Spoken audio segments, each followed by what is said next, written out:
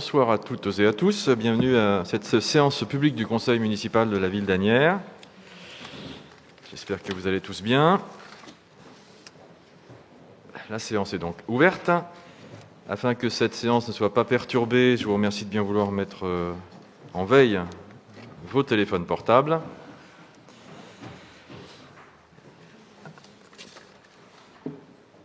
Tout d'abord, en préambule, voici un compte-rendu sur les points initialement inscrits à l'ordre du jour. Donc, en application du Code général des collectivités territoriales, je vous informe que l'ordre du jour est modifié par le retrait de 2 points. Chapitre 2, délégation au maire. Cette délibération sera réinscrite au prochain conseil municipal avec une légère modification. Et sur le chapitre 7, voirie, concernant l'approbation de la convention de maîtrise d'ouvrage déléguée pour la réfection de la chaussée de la rue du Chemin Vert, nous devons en effet vérifier le chiffre du montant total des travaux avant réinscription à l'ordre du jour. Par ailleurs, je vous informe n'avoir été destinataire d'aucune question orale. Nous passons donc maintenant au chapitre nomination du secrétaire de séance. Je vous propose que ce soit, comme d'habitude, le plus jeune d'entre nous, à savoir Hugo Huette, s'il en est d'accord lui-même. C'est le cas. Donc j'invite Hugo à procéder à l'appel nominal. Monsieur Manuel Achliman. Présent. Monsieur André Mancipose. Présent. Madame Angelina Bourdier-Charef. Présent. Monsieur Thomas Lam. Présent. Madame Josiane Fischer. Monsieur Guillaume Mar. Présent. Madame Caroline Carmentran. Présent. Monsieur Frédéric Sidbon. Présent. Madame Marido Achliman. Présent. Monsieur Thierry Sellier. Présent. Madame Julie Casaban. Retard. Pouvoir. Madame Dubois. Monsieur Thierry Michel Isoard. Présent. Madame Sylvie Ménard. Monsieur Thierry Legac. Présent. Madame Rita Chriki-Mangeot. Monsieur Cyril Reclus. Présent. Madame Marie-Christine Saradjian. Retard. Pouvoir. Monsieur Sellier. Monsieur Thomas Doublic. Présent. Madame Barbara Trottenard. Présent. Monsieur Frédéric Couversel. Présent. Madame Clotilde Dubois. Présent. Monsieur Christophe Guillaume-Noël. Madame Emmanuela Dupont. Présent. Madame Cécile Deloy. Présent. Monsieur Hugo Huette présent. Madame Lise Fagna. Présent. Madame Valérie Letiers. Madame Méral. Monsieur Thibaut Acrise. Madame Sabrina Asseli. Monsieur Philippe Garrigue. Madame Isabelle Kaplan. Monsieur Armand Coury. Monsieur Arthur Coste. Madame Fariza Amar. Monsieur Antoine Depince, excusez pouvoir Monsieur Lam. Madame Florence Sivac. Monsieur Hugues Boulard. Madame Danielle Guettet. Monsieur Daniel Neymarck. Madame Aminata Cissé. Monsieur Nicolas Honneveux, excusez pouvoir Madame Cissé. Madame Marie-Hélène Bonneau. Monsieur Marc Sonnet. Madame Catherine Costa. Monsieur François Tronchon. Madame Sandrine Picard-Marcovecchio, excusez pouvoir Madame Auvray. Madame Frédéric Auvray. Monsieur Laurent Guillard. Madame Francesca Paschini. Monsieur Thomas Bury, excusez pouvoir Monsieur Guillard. Monsieur Romain Géanin. Madame Hélène Ravier.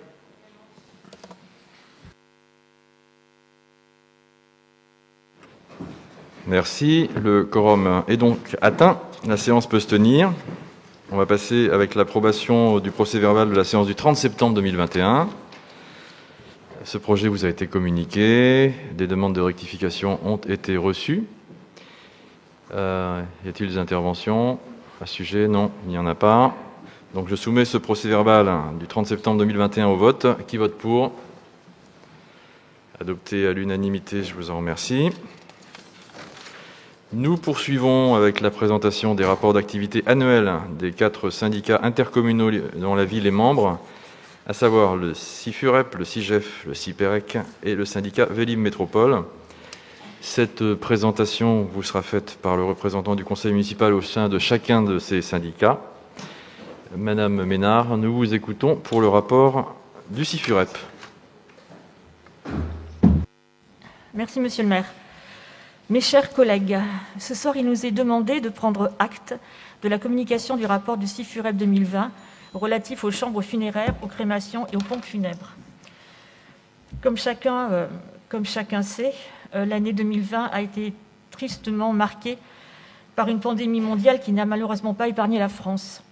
C'est ainsi que 2020 a connu une hausse importante de la mortalité, avec près de 669 000 décès, toutes causes confondues, soit 56 000 décès de plus qu'en 2019. Il est à noter qu'une telle hausse de la mortalité n'a pas été enregistrée en France depuis plus de 70 ans. L'année 2020 a donc été particulièrement éprouvante et les acteurs du funéraire, dont font partie les communes, se sont révélés indispensables dans la chaîne sanitaire. Dans ce contexte, les opérateurs funéraires ont dû et ont su s'adapter avec le souci constant d'accompagner les familles dans leur rituel de deuil et de guider les communes afin de prendre en charge les décès dans le strict respect des règles sanitaires. Et c'est donc conjointement que le CIFUREP et les communes sont parvenus à aider, à accompagner et à sécuriser les familles endeuillées dans cette période si particulière et éprouvante. Je vous remercie. Très bien. Y a-t-il des interventions déjà sur ce premier rapport? Nous continuons donc avec M. Doublic pour le rapport du CIGEF. Merci Monsieur le maire. Mes chers collègues, ce soir nous devons également prendre acte de la communication du CIGEF, le syndicat intercommunal du gaz et d'électricité en Île-de-France pour 2020. Donc Asnières-sur-Seine est l'une des 185 communes adhérentes du CIGEF pour la distribution du gaz. On n'est adhérent que pour le gaz, ce qui représente un total de 5,4 millions d'habitants couverts. Donc nous parlons bien ici du syndicat en charge de la gestion de la délégation de services publics assurant la construction, l'exploitation et la maintenance du réseau de gaz de ville, au sein desquels circulent les gaz des différents fournisseurs retenus par les habitants consommateurs. Il n'y a bien sûr qu'un seul réseau pour une multitude de fournisseurs, c'est exactement le même système qu'en électricité. Je précise que pour la fourniture de la ville et de ses services, nous ne recourons pas aux achats groupés via nos syndicats intercommunaux, mais disposons d'un marché de performance énergétique qui a été attribué à Dalkia, filiale du groupe EDF. Le CIGEF, quant à lui, concède la gestion locale de ce réseau de distribution à GRDF, qui est donc l'opérateur en charge de la distribution du gaz en France. La concession est d'une durée de 30 ans et elle expirera en 2024. Ça me permet aussi de vous faire un petit focus sur notre ville. Le nombre de clients de gaz a baissé en passant de près de 18 500 clients en 2018 à 17 982 clients en 2020, soit une baisse de 1,1% sur une seule année. Et la consommation, qui est en équivalent électricité, pour le coup, de 340 000 MWh, a baissé quant à elle de près de 5,6% par rapport à 2019. S'agissant du réseau de la commune, qui nous intéresse à travers le CIGEF, il représente 91 000 mètres linéaires environ. Et en 2020, 303 mètres de canalisation ont été posés et 242 ont été déposés. J'ajoute enfin que si le réseau du CIGEF a 30 ans d'âge moyen, sur Asnières, cette moyenne n'est que de 26,5 ans. Je vous remercie. Merci. Y a-t-il des interventions sur ce rapport? Il n'y en a pas. Nous poursuivons donc avec le CIPEREC et le syndicat Vélib Métropole. Rapporteur, M. Frédéric Sidbon. Merci, Monsieur le maire. Donc, on va commencer par le CIPEREC. Actuellement, le territoire du CIPEREC regroupe 117 collectivités adhérentes, toutes compétences confondues. Malgré la crise sanitaire, le CIPEREC a vu ses ressources financières évoluer à la hausse ces dernières années, même atteignant les 282 millions d'euros. Pour l'électricité, le réseau dessert 1,8 million de points de livraison d'électricité et fournit l'électricité aux tarifs réglementés pour 1,2 million d'usagers. Le CIPEREC a apporté une aide aux collectivités, allouant plus de 12 millions d'euros de budget de subvention pour soutenir les actions en faveur de la transition énergétique. Pour ce qui concerne la qualité de distribution, il n'y a pas eu d'amélioration notable d'une année à l'autre pour ce qui est des coupures d'électricité, puisque 69 incidents de coupure ont été dénombrés, affectant 100 000 clients par minute en 2020, avec une durée moyenne de coupure de 36 minutes par usager. Le CIPEREC consacre également des moyens pour aider les communes à réaliser leurs travaux d'enfouissement de réseaux aériens, ce qui est le cas d'Asnières-sur-Seine, comme c'est le cas actuellement par exemple pour le quartier Bac. L'objectif est d'avoir 0 fil aérien a été fixé pour 2029. Le fonds du syndicat a financé l'an dernier 1 420 038,22 € de travaux d'enfouissement de réseau électrique basse tension en technologie dite torsadée, sous maîtrise d'ouvrage du CIPEREC. 4 706 608 € d'actions en faveur de la maîtrise de l'énergie, dite transition énergétique, au titre des travaux d'éclairage public, donc à savoir les passages en LED, de la rénovation énergétique des bâtiments communaux éligibles au certificat d'économie d'énergie, appelé C2E, et d'achat de véhicules électriques, ce qui est le cas aussi d'Asnières. Nous avons des beaux véhicules électriques qui ont été commandés, des Zoé, pour que les collectivités puissent atteindre 20% de leur parc automobile en conformité de l'installation d'infrastructures de charge correspondantes. C'est le cas d'Asnières, nous sommes à 20% aujourd'hui. Pour les énergies renouvelables, la nouvelle gouvernance mise en place en septembre 2020 a décidé de créer une commission de travail thématique dédiée spécifiquement aux énergies renouvelables afin d'accélérer leur essor. Ça marche très bien d'ailleurs depuis 2020 et nous avons des comités de suivi réguliers. S'agissant à présent du syndicat Autolib Vélib, Asnières est l'un des 92 adhérents en compagnie de 85 communes, 3 établissements publics territoriaux appelés EPT, 2 départements, donc le département des Hauts-de-Seine et le département de Val-de-Marne, la région Île-de-France et la métropole du Grand Paris. En 2019, le service public Vélib Métropole, suite à la grève nationale des transports, a connu un déploiement exponentiel, devenant pour bon nombre d'usagers le moyen de déplacement quotidien. Il a aidé vraiment beaucoup d'usagers en fait, à pouvoir se déplacer. En 2020, malgré la crise sanitaire ayant imposé un confinement national strict, Vélib Métropole a su maintenir son service et permettre en tant que service public le déplacement des usagers autorisés à se mouvoir pour motifs professionnels. Ainsi, le nombre de courses a continué à augmenter. Par là même, je félicite les services pour toutes les actions qui ont été entreprises pour que ça puisse arriver. Avec le vote de la gratuité des trajets de moins d'1 heure le 1er avril, mesure rétroactive au 17 mars, notamment pour les intervenants soignants et professionnels indispensables, le service connaît un réel accroissement de sa fréquentation. D'ailleurs, on peut voir un accroissement pas mal sur les vélos électriques d'ailleurs. Ainsi, en juillet 2020, ce sont 400 000 abonnés qui sont recensés, la barre d'ailleurs des 420 000 abonnés étant même franchie en cours d'année.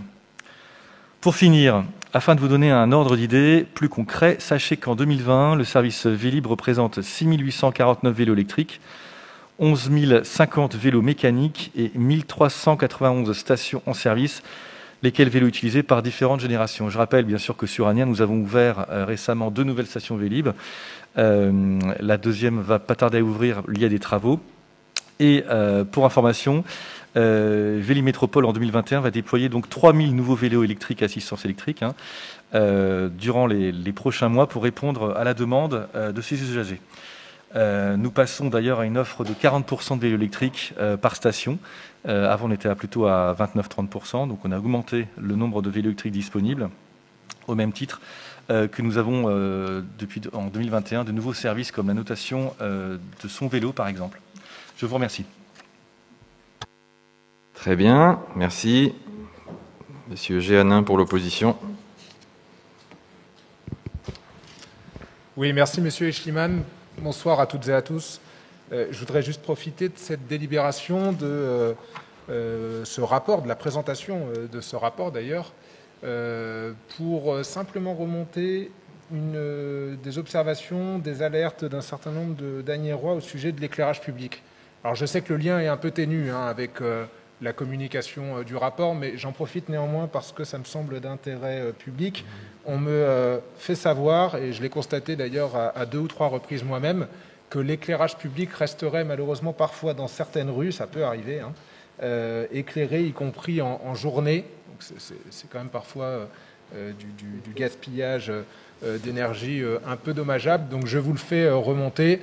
Ça arrive dans beaucoup d'autres villes d'ailleurs, et ne le prenez pas comme un reproche, c'est simplement une observation que je fais remonter. De la même manière, et à contrario d'ailleurs, on m'a indiqué que dans certaines rues, l'éclairage, ce sont notamment 2 Asniéroises, 2 femmes qui m'ont remonté ça, l'éclairage était un peu faible parfois, ce qui fait que rentrer notamment tardivement chez soi en soirée et notamment en hiver pouvait être parfois un peu plus difficile, disons, dans certaines rues que dans d'autres, qui sont beaucoup plus illuminées. Je prends l'exemple de l'avenue Argenteuil, de l'avenue de la Marne ou de certaines rues de notre ville. Elles sont mieux illuminées, mieux éclairées, disons, que certaines autres, certes un peu plus petites, mais assez passantes quand même. Et voilà, je voulais partager avec vous ces deux observations, ces deux remontées qu'on m'avait faites. Merci. Frédéric Sidbon. Merci, monsieur le maire. S'il vous plaît. Monsieur Janin, c'est en effet... pardon. Juste. Alors, s'il vous plaît. Dans le micro, pardon. Frédéric Sidbon a la parole. Merci. Excusez-moi. Merci, monsieur le maire. Donc, pour répondre à monsieur Janin, oui, en effet, il y a, comme vous le savez probablement, nous sommes en train de changer tout l'éclairage public de la ville d'Asnières. On a 6000 points lumineux, en fait, en totalité sur la ville d'Asnières. C'est un contrat de 8,9 millions d'euros sur 8 ans. Nous avons commencé en 2018 et nous modernisons petit à petit en fait tous les éclairages publics. Quand on modernise, c'est-à-dire qu'on passe en LED, on change aussi des transformateurs, puisque ces transformateurs sont au nombre de 150 environ en moyenne transformateurs. Il y a 3 gros transformateurs et il y a des tout petits transformateurs qui sont rue par rue. Et en fait, quand on modernise pas uniquement la lumière, mais on modernise les mâts dans certaines fois quand ils ont plus de 25 ans, et on modernise aussi les transfos. Ce qui se passe, c'est que lorsqu'il y a tous les techniciens vous le diront, c'est totalement normal. Vous disiez dans les autres villes c'est pareil. En effet, dans le monde entier c'est pareil. Quand en fait vous changez d'un transformateur et que vous modernisez un réseau, vous êtes obligé pendant 24 heures de laisser en fait les LED allumés, les lumières allumées donc toute la journée, pour voir en fait s'il y a un problème technique de chauffe ou autre. Donc c'est totalement normal et ça arrive dans les différentes villes, de différentes rues d'Asnières comme de différentes rues du monde entier. Donc c'est ce que je dis souvent dans les réseaux sociaux quand il y a une personne qui nous appelle au cabinet en disant ah, attendez, il y a la rue qui est allumée, c'est pas bien pour la consommation, etc. En fait c'est totalement normal et c'est obligatoire pour pouvoir valider en fait les changements qui ont été effectués. Pour ce qui est en fait du manque d'éclairage, en fait, je vais vous répondre en fait très simplement. L'éclairage LED est une lumière blanche, avant c'était jaune, qui éclaire en fait plus que le jaune et qui est directionnel. Donc directionnel, ça veut dire que c'est bon pour la biodiversité puisque ça n'éclaire plus ni les façades des appartements ou des maisons, ni le ciel. Et c'est là où les chauves-souris, les insectes, toute la biodiversité reviennent, et c'est vraiment ce que monsieur le maire et toutes les municipalités voulaient. Et en fait, donc on a l'impression en fait que ça éclaire moins. En fait, ça éclaire vraiment mieux le trottoir et la route. Je rajouterais que nous avons mis des capteurs, puisque nous sommes passés en Smart City en fait sur la ville d'Asnières-sur-Seine. Et ces capteurs, le LED fait moins 40% d'économie d'énergie sur toute la ville de façon générale. Et comme je l'avais dit il y a 2 mois, je crois, et j'avais même fait un tweet avec une petite vidéo, vous pourrez la regarder si vous voulez, si ça vous amuse. Mais en fait, sortez là, s'il fait nuit, rue Félix Faure par exemple, on a mis des capteurs.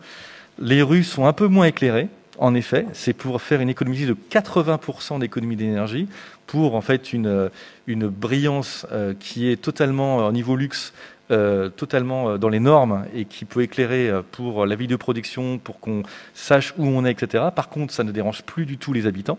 Et donc ça, c'est un fait. Et il retourne la biodiversité, donc économie d'énergie. Mais surtout, quand le piéton arrive ou la voiture arrive, l'éclairage va être plus...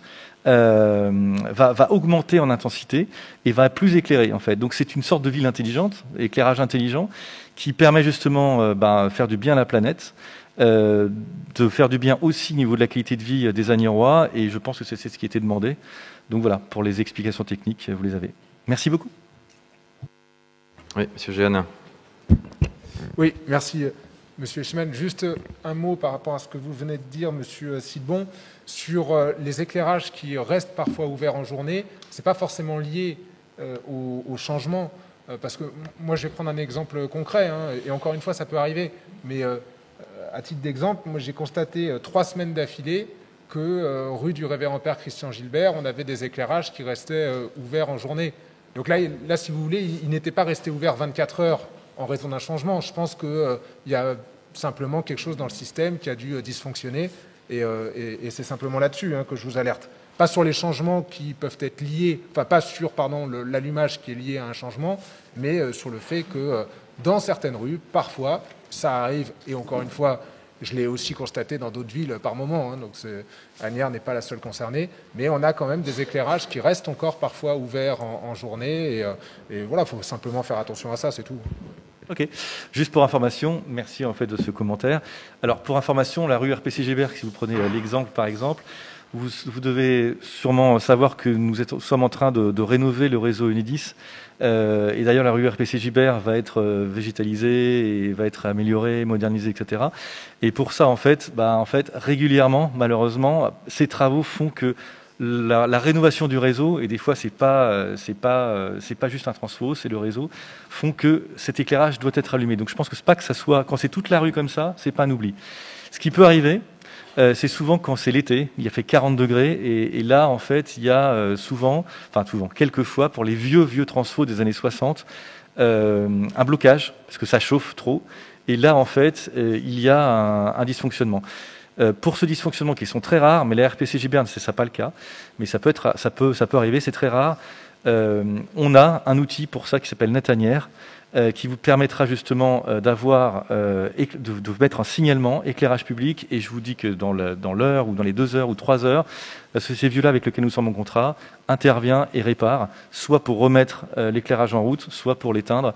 Mais ce type de dysfonctionnement va pratiquement plus arriver sur Asnières, puisque d'ici quelques années, nous aurons 100% du réseau totalement neuf, que ce soit pour l'éclairage comme pour les transfos. Je vous remercie. Merci. En revanche, je suggère que la communication régulièrement réinforme les Asniérois sur les raisons des éclairages de jour, etc. Voilà, qu'il n'y ait pas de malentendus. Bon, on va maintenant voter pour ces rapports. En l'occurrence, on vote simplement sur le fait qu'ils ont été présentés. Ce n'est pas pour ou contre le rapport, mais c'est sur la présentation. A-t-elle été bien faite, oui ou non? Donc, a priori, oui. En tout cas, tous ces rapports ont été présentés en bonne et due forme.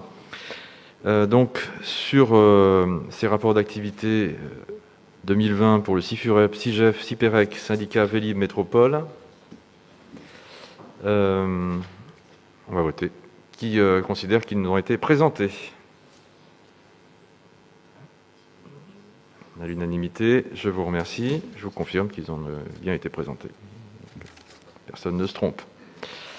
Nous poursuivons maintenant avec la présentation des points à l'ordre du jour, et je donne la parole à Madame Aminata Cissé pour la partie finances, commandes publiques, ressources humaines, communication de la liste, décision du maire, et enfin les subventions.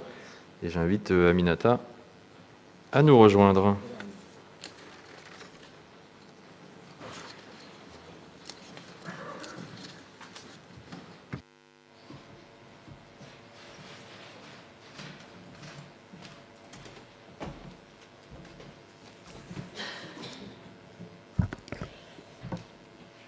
Monsieur le maire, chers collègues, bonsoir.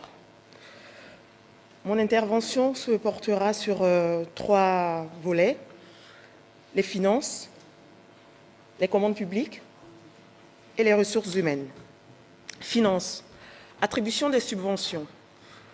L'attribution des subventions à certaines associations artistiques et culturelles pour la période de 2022-2024. La ville s'étant dotée d'un nouvel équipement culturel, qui est le Cèdre, un appel à projet a été lancé en octobre dernier en vue de la mise en place en son sein d'ateliers artistiques et culturels pour la période 2022-2024. Plusieurs associations ont été retenues. Ce soir, nous devons donc approuver l'attribution d'une subvention à ces associations qui ont répondu à l'appel à projet sur la base d'un tarif plafonné à 50 € de l'heure.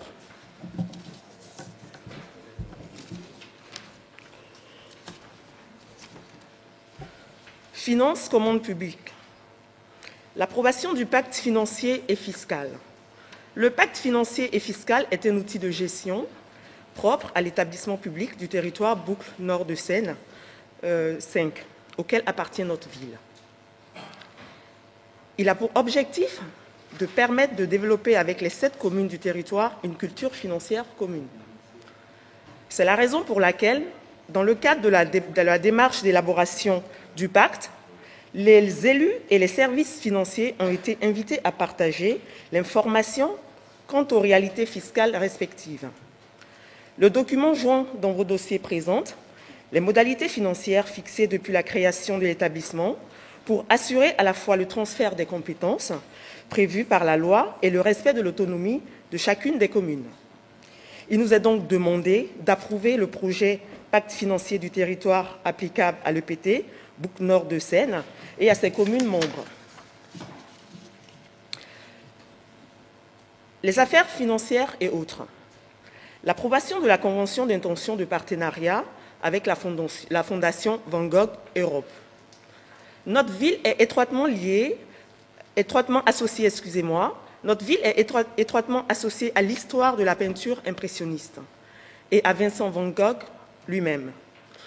Nous avons pu découvrir en annexe de vos dossiers des représentations de tableaux peints par Van Gogh à Asnières même et représentant des bâtiments, des lieux dits d'Asnières avec le nom de notre belle commune qui apparaît dans le titre même du tableau. Il est donc tout à fait naturel que la ville prenne place qui est la sienne dans l'évocation de cette figure artistique majeure. Pour qu'il en soit ainsi, et afin de devenir partie intégrante de ce parcours Van Gogh à l'échelle européenne, il nous est demandé, mes chers collègues, d'approuver la convention d'intention de partenariat avec la Fondation Van Gogh Europe, laquelle implique le versement d'une cotisation annuelle de 2 500 €. Délivrance d'un mandat spécial et remboursement des frais inhérents à son exécution. Dans le cadre de l'animation du comité stratégique des Grands Paris Express, en présence du Premier ministre le 8 novembre dernier, M. Fred Sidbon a effectué dans le cadre de sa délégation un déplacement d'un jour à Paris afin d'intervenir en qualité d'orateur.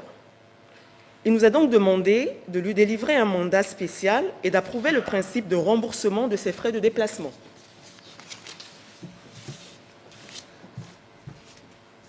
L'approbation de la convention relative à l'organisation d'un point de contact, la Poste, agence communale. La Poste connaît au plan national une baisse sensible et continue du nombre de courriers, de ce qui a conduit ses dirigeants à fermer de nombreuses succursales. C'est ainsi que plusieurs agences ont d'ores et déjà fermé dans les Hauts-de-Seine et dans les autres communes, laissant les habitants face à de nombreuses préoccupations. Refusant de priver les habitants du quartier Bécon-Flachat de ce service public, la ville a décidé d'établir une convention avec la Poste afin de transformer l'agence postale de Chanzy en agence de poste communale. Des agents de la ville se substitueront acquis de droit et interviendront désormais à la maintenir la continuité du service à destination de tout le quartier de Bécon-Flachat. Ce soir, il nous est donc demandé, mes chers collègues, d'approuver la convention portant sur l'organisation d'un point de contact, la Poste, agence communale, et d'autoriser à Monsieur le maire à la signer.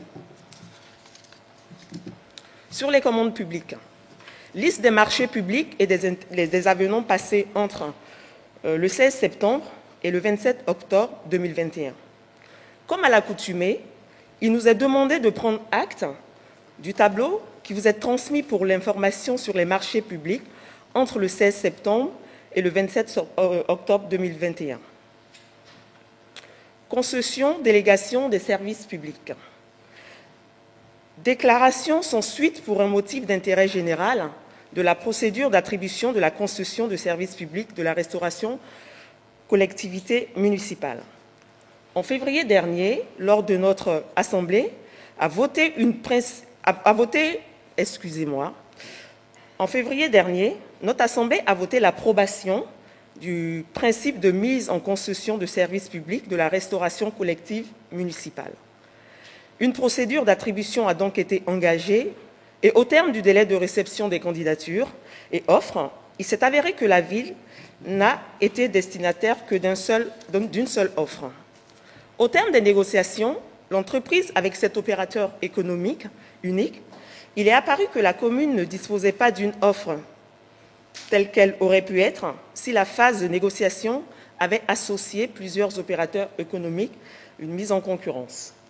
C'est pourquoi il nous est donc demandé, mes chers collègues, de déclarer sans suite la procédure engagée, ce pour un motif tiré de l'intérêt général, à savoir une absence de concurrence, ce qui naturellement permettra à la commune de rédiger un nouveau cahier de charges et d'engager une nouvelle procédure, ainsi que vous serez saisis lors du prochain conseil municipal. Volet ressources humaines. Rapport social unique au titre de l'année 2020. Ce soir, il nous est demandé de prendre acte du rapport social unique 2020 qui a été présenté préalablement au comité technique de la ville d'Asnières le 17 septembre dernier. Ce rapport présente en un seul document l'ensemble des informations disponibles sur la politique de gestion des personnels et remplace le rapport traditionnel. Et enfin, la communication de la liste des décisions du maire. Liste des décisions du maire prises en application de l'article L. 2122-22 et communiquée en application de l'article L. 2122-23 du Code général des collectivités territoriales. Comme à chaque conseil, Monsieur le maire communique la liste des décisions prises en application de l'article L. 2122-22 du CGCT.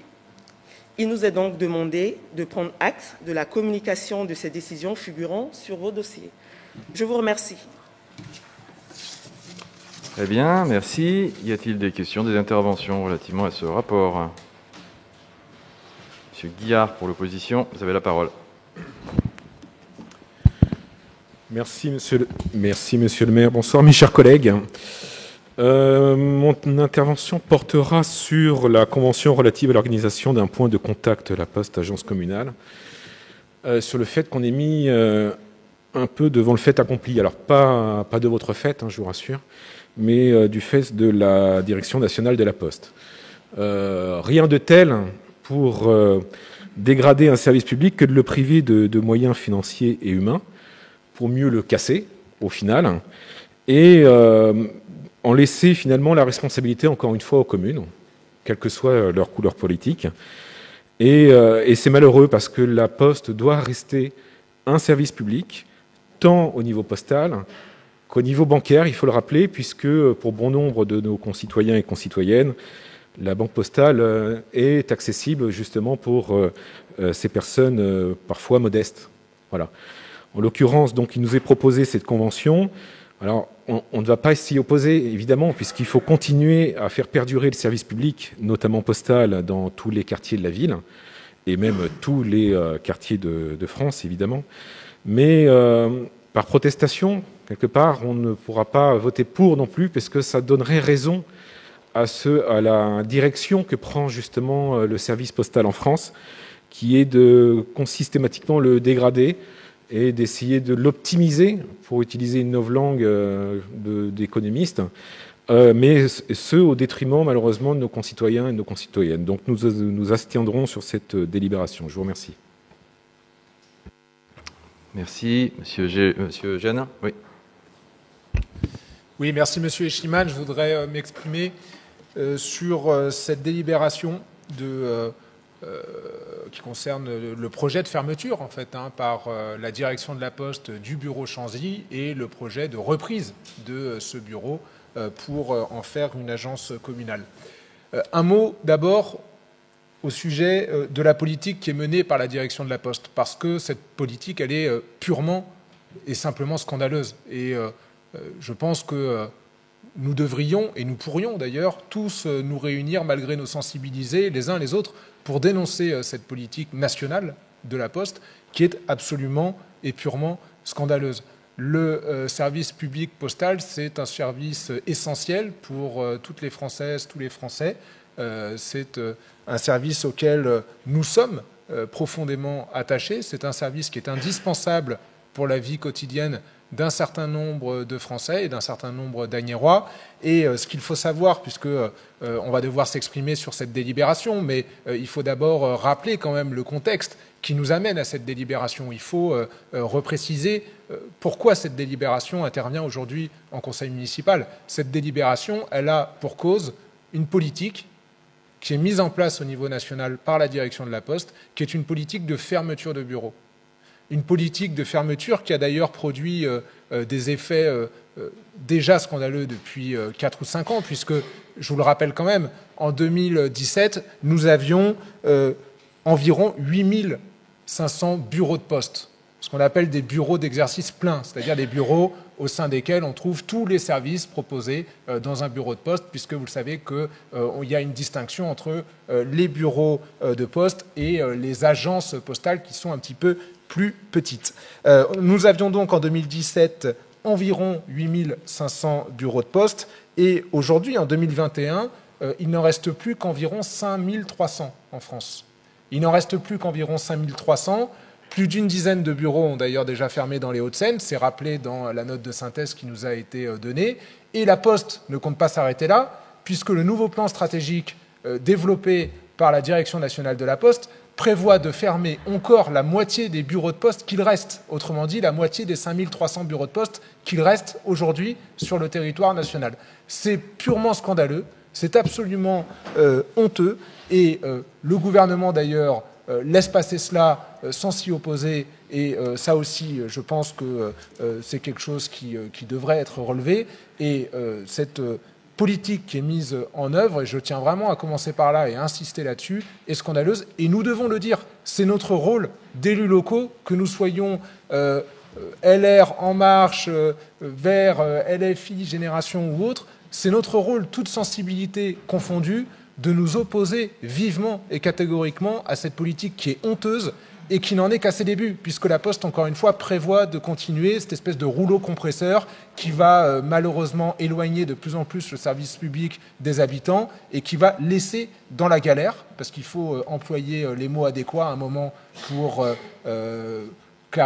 pour expliquer une situation, qui va laisser dans la galère un certain nombre d'usagers de ces bureaux de poste-là. Et je pense notamment aux personnes âgées qui se rendent dans le bureau de poste qui est situé à côté de chez elles et qui parfois vont devoir faire 15, 20, 25 minutes, 30 minutes de marche pour aller dans un nouveau bureau à la suite de ces fermetures. Donc cette politique est scandaleuse.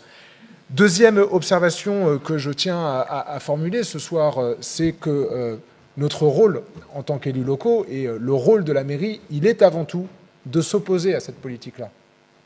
Il est de dire clairement et fermement à la direction de la Poste que nous n'acceptons pas et que nous refusons toute fermeture de bureaux au sein de la ville, que nous nous opposons à ce comportement de la Poste qui vient voir les villes, qui leur dit « Eh bien voilà, je vais fermer un bureau.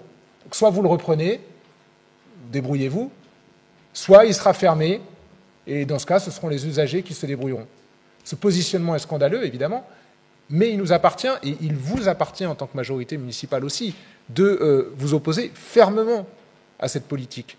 Moi, je crois que nous aurions dû faire une pétition locale, toute sensibilité confondue. Moi, j'aurais été tracté, pour la première fois de ma vie, à vos côtés, pour ce faire. Non, mais sérieusement, parce que je ne le dis pas uniquement sur un ton badin, tout ça c'est très sérieux. Et la délibération de ce soir d'ailleurs ne doit pas peut-être nous empêcher d'y penser pour la suite.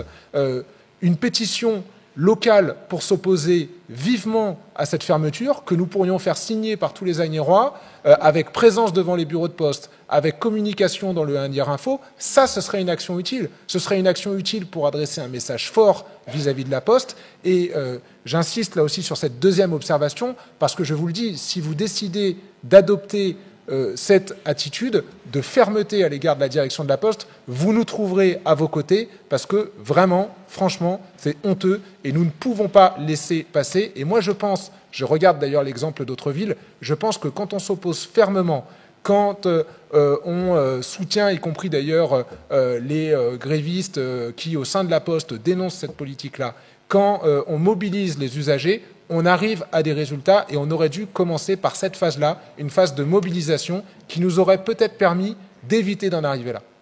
Troisième observation, nous ne nous opposerons pas non plus, évidemment, à la reprise de ce bureau et à sa transformation en un point contact en une agence communale. On ne s'y opposera pas pour une raison simple. Si le bureau disparaissait purement et simplement, évidemment, on aurait été vent debout et on vous l'aurait reproché. Donc on ne va pas vous reprocher de reprendre ce bureau en agence postale. C'était malheureusement la seule chose à faire si la mobilisation échouait.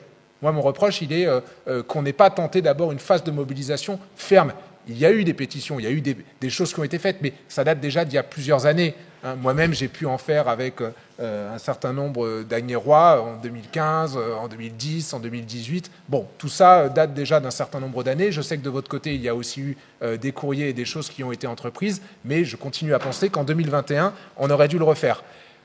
Voilà. Maintenant, s'agissant de la reprise en agence communale de ce bureau, on ne s'y opposera pas, mais comprenez bien que le fait d'être mis devant le fait accompli en tant que commune et en tant bientôt que citoyen, parce que les Agnérois ne sont pas encore au courant de tout ça, n'est pas tolérable.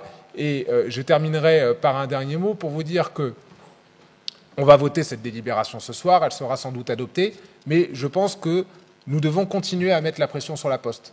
Je pense que nous devons continuer, et nous en tout cas on ne s'en privera pas, à faire pression sur la direction nationale de la Poste en lui disant que nous refusons tout désengagement supplémentaire de la Poste sur la ville et que nous lui demandons d'ailleurs un renforcement de sa présence sur notre territoire. Je pense qu'il est absolument vital de maintenir cette pression parce que, je vous l'ai dit tout à l'heure dans l'introduction de mes propos, la Poste prévoit d'ici 2025 de fermer encore la moitié des bureaux ouverts. Ce qui me rend très inquiet pour les bureaux qui demeurent ouverts sur notre territoire. Je suis notamment inquiet pour la petite agence postale, qui n'est pas un bureau de poste, c'est une agence postale, donc c'est quelque chose d'un peu plus petit. La petite agence postale qui est située rue Denis-Papin.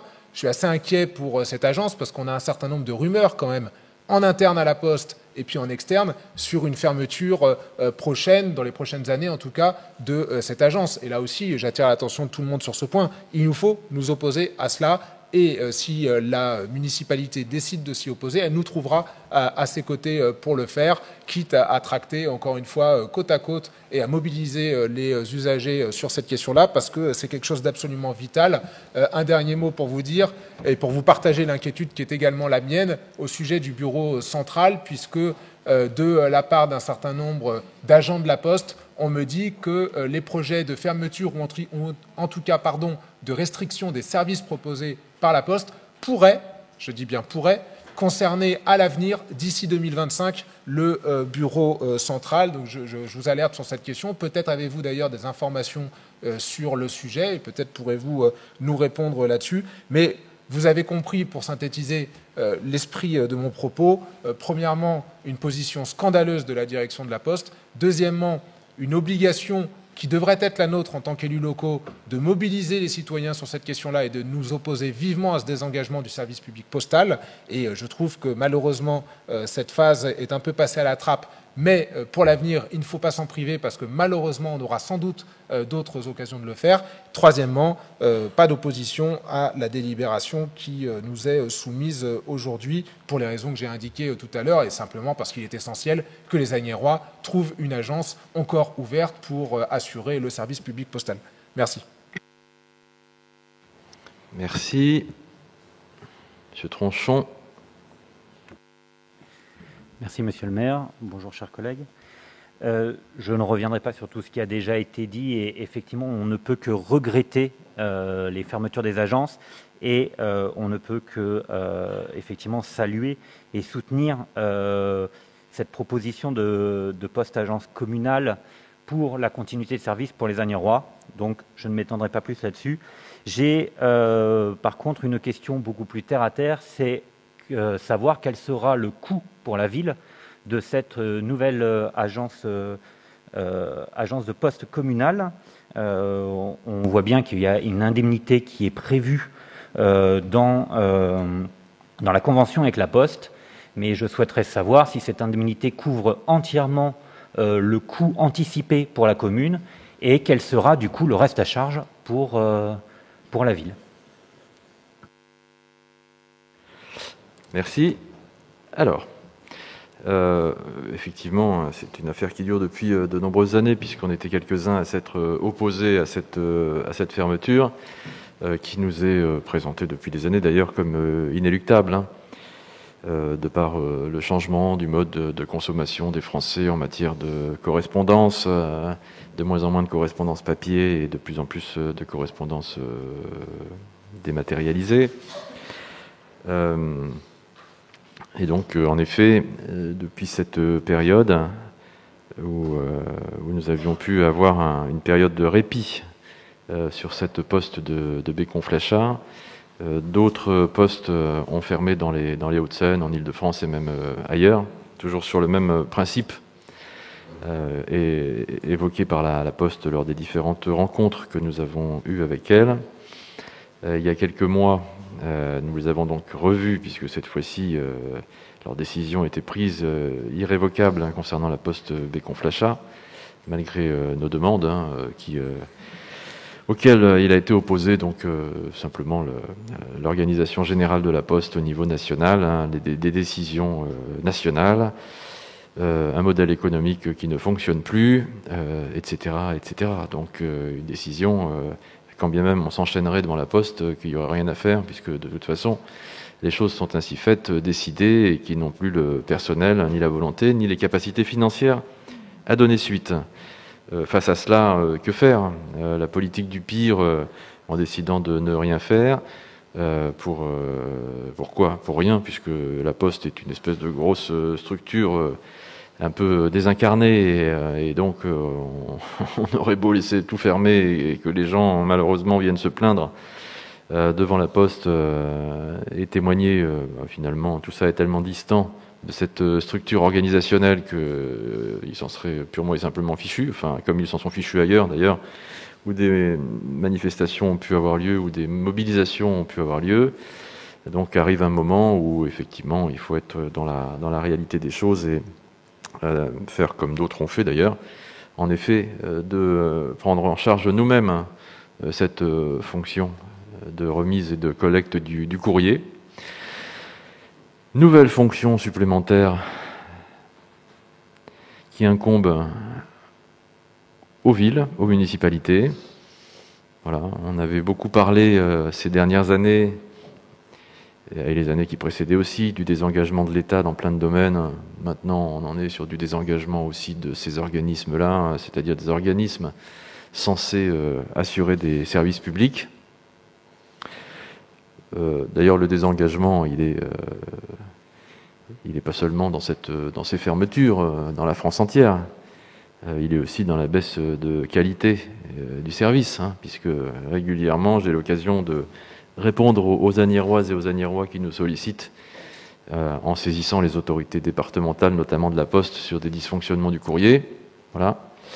Donc, en gros, c'est simplement une dégradation année après année de ce service public, comme de tant d'autres services publics d'ailleurs. Et donc, en effet, nous avons décidé de pallier à cette carence et de gérer nous-mêmes ce centre de distribution. Voilà. Dans le même temps, d'ailleurs, à titre informatif, nous avons fait face à la volonté de la Poste de réaliser une opération immobilière d'ampleur sur le parvis de l'Hôtel de Ville, puisque la Poste avait dans ses projets de faire une opération d'ampleur sur le site même de ses locaux actuels, ce à quoi nous nous sommes opposés. La Poste nous a attaqués devant les tribunaux et nous l'avons emporté, mettant définitivement à mal leur projet immobilier à 15 mètres d'ici. C'est comme ça. En tout cas, tant qu'on sera là, et visiblement, effectivement, avec tous les élus ici présents, on fera face à ces désengagements successifs de toutes ces instances, les unes après les autres. Il y a eu celui-là, il y a eu avant la santé scolaire, il y a quelques années. Enfin, voilà, donc on a des infirmières scolaires payées par la ville. Enfin voilà, vous connaissez l'histoire, je ne vais pas vous refaire la chanson sur la sécurité, sur tant d'autres choses. Sur l'aspect financier, alors je sois dit en passant aussi accessoirement, c'est en décalé, mais Les locaux, donc laissés vacants par la Poste dans le quartier Flachat, nous serviront éventuellement, mais en tout cas, a priori, c'est notre choix, à y implanter une bibliothèque de quartier, donc qui serait effectivement largement plus grande que la bibliothèque actuelle. Et donc, ce sera l'occasion d'y mettre un établissement culturel pour les habitants de ce quartier. Voilà. Guillaume. Merci, monsieur le maire. Côté financier, donc pour gérer ce point poste, nous allons recruter un agent, un équivalent ETP complet. Son coût est évalué à 35 000 €. Les travaux engagés seront évalués à 25 000 €. Et donc en face, comme vous l'avez expliqué, l'indemnisation annuelle pour payer cet agent sera de 10 000 € et l'indemnisation pour les travaux mis en œuvre de 3 000 €. Voilà, donc là aussi, mais c'est comme ça. En France, la majeure partie restera à la charge de la commune, tout comme l'immense majeure partie reste à la charge des communes pour les organisations des centres de vaccination. Voilà. Tout ça sans augmenter les impôts locaux. Enfin, là encore, on fait face. Alors nous, on fera face tant qu'on sera là, mais il y en a d'autres qui n'ont pas les capacités de faire face. Et donc, là aussi, à un moment, ça va s'arrêter quelque part. Frédéric, cite bon. Oui, monsieur le maire, juste un petit mot, juste pour vous remercier, en fait, pour votre action, puisqu'en fait, grâce à cette action-là, c'est vrai que la Poste ne fermera pas, entre guillemets, grâce à vous, grâce à nous tous. C'est vrai que je me souviens que, comme dit monsieur Janin, on a toujours... apparemment, on n'avait pas dit non. En fait, si, on avait dit non. On était même dans la rue. Je me souviens très bien avec nos écharpes, avec monsieur Cellier, avec monsieur Battant, qui n'est plus parmi nous, pour dire non devant cette fermeture de poste. Nous l'avons d'ailleurs obtenu pour un temps. Et après, bien sûr, on n'avait plus le choix. Donc, merci beaucoup pour votre action. Et d'ailleurs, vous parliez de la rue Denis Papin tout à l'heure. Et c'est vrai que, aussi par cette même action, je vous rappelle que le bazar des voûtes, le commerce fait aussi relais poste, justement pour ne pas, justement parce qu'on veut que le service public continue, et vous le voulez, et ça je vous remercie monsieur le maire. Et je tiens aussi à signaler que dans le quartier Bord de Seine, il n'y avait pas de poste jusqu'alors, et grâce à votre action encore une nouvelle fois, aux 5 rue Genier-Boué, désormais au Koala Pressing, ce commerce fait aussi lieu de poste. Donc en fait, les habitants de Bord-de-Seine ont aussi aujourd'hui leur bureau de poste. Un service public, vraiment, je suis totalement d'accord avec tout le monde, c'est obligatoire. Donc c'est inadmissible que ces bureaux de poste ne ferment. Mais je suis bien heureux en fait de ces actions-là pour que justement la Poste puisse perdurer sur Asnières. Je vous remercie. Sachant que, là aussi, on le voit bien, puisque maintenant la régulation, elle se fait par les communes, les collectivités locales, dans beaucoup de sujets, et qu'il sera souhaitable un jour aussi de revoir les financements, parce que dès lors que l'État n'est plus en capacité de le faire, et que les organismes de service public eux-mêmes ne le font plus, parce qu'ils ont d'autres objectifs, d'autres contingences, des perspectives de développement économique et capitaliste qui sont plus en phase avec... un vrai service public. Il faudra revenir sur un sujet, moi, que j'avais évoqué lorsque j'étais député, c'est-à-dire une vraie péréquation entre toutes les communes pour éviter qu'on ait des services à deux vitesses entre les communes plus riches et les communes pauvres qui n'arriveront pas à assumer les fermetures de postes dans plein de villes. Là où ça va fermer, vous pouvez être sûr que personne ne sera remplacé. Donc il faudra aussi un jour qu'un gouvernement, quel qu'il soit d'ailleurs, veuille bien s'atteler à une vraie péréquation des fonds publics entre toutes les communes pour que tous les services publics soient logés, tous les services publics locaux soient logés à la même enseigne. Alors ça n'engage que moi, je sais que tout le monde ne partage pas mon point de vue ici, qui est un point de vue un peu égalitariste, mais en tout cas je considère qu'à partir du moment où l'État échoue dans la préservation des services publics et que la charge en incombe aux collectivités locales, il convient que les collectivités locales soient toutes dotées de la même manière et que les richesses soient réparties de façon équitable entre toutes et tous. Madame, vous avez la parole. Bonsoir à toutes et à tous. Moi, je voulais évoquer la délibération au sujet de la restauration collective dans les écoles. Tout d'abord, on peut évidemment regretter que l'appel d'offres qui a été fait n'ait pas été concluant et qu'il n'y a eu qu'un seul candidat, comme ça nous a été indiqué, si j'ai bien compris. Ah, pardon. Est-ce que c'est mieux ? Donc, cela veut donc dire que la société Sogeres va encore être en charge de la restauration scolaire dans les cantines des écoles élémentaires et primaires, avec un cahier des charges qui reste pour l'instant inchangé. Cela signifie donc que les enfants vont continuer à manger une nourriture qui, selon certains syndicats de parents d'élèves, en tout cas regroupements de parents d'élèves et élèves eux-mêmes, la nourriture serait de pas très bonne qualité.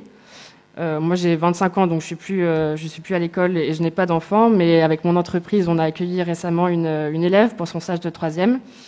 Je travaille à Asnières et donc j'ai profité pour lui en poser 2-3 questions au sujet des cantines.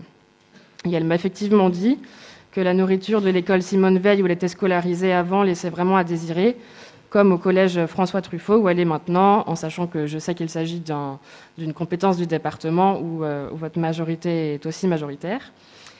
Donc, parmi d'autres raisons, ses parents ont décidé de l'enlever de la cantine scolaire à cause de la qualité, du goût de la nourriture, etc.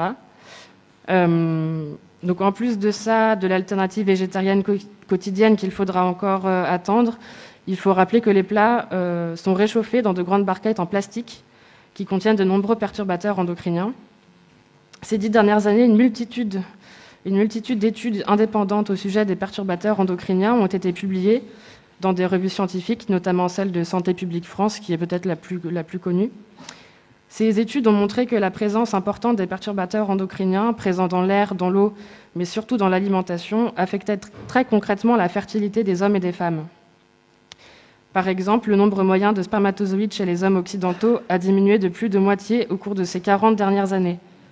Parmi les couples dont la partenaire féminine est âgée de 40 à 44 ans, le taux d'infertilité oscille entre 14,3 et 20,7% contre 4,6 il y a 30 ans. Donc la différence est énorme. J'ai hésité à en parler parce que je ne voulais pas que ce soit mal interprété, mais je vais le faire quand même parce que j'en ai pas honte et que je pense que de nombreuses jeunes femmes vont se reconnaître dans mon cas. Je souffre moi-même de problèmes hormonaux qui font qu'avoir un enfant pour moi sera compliqué.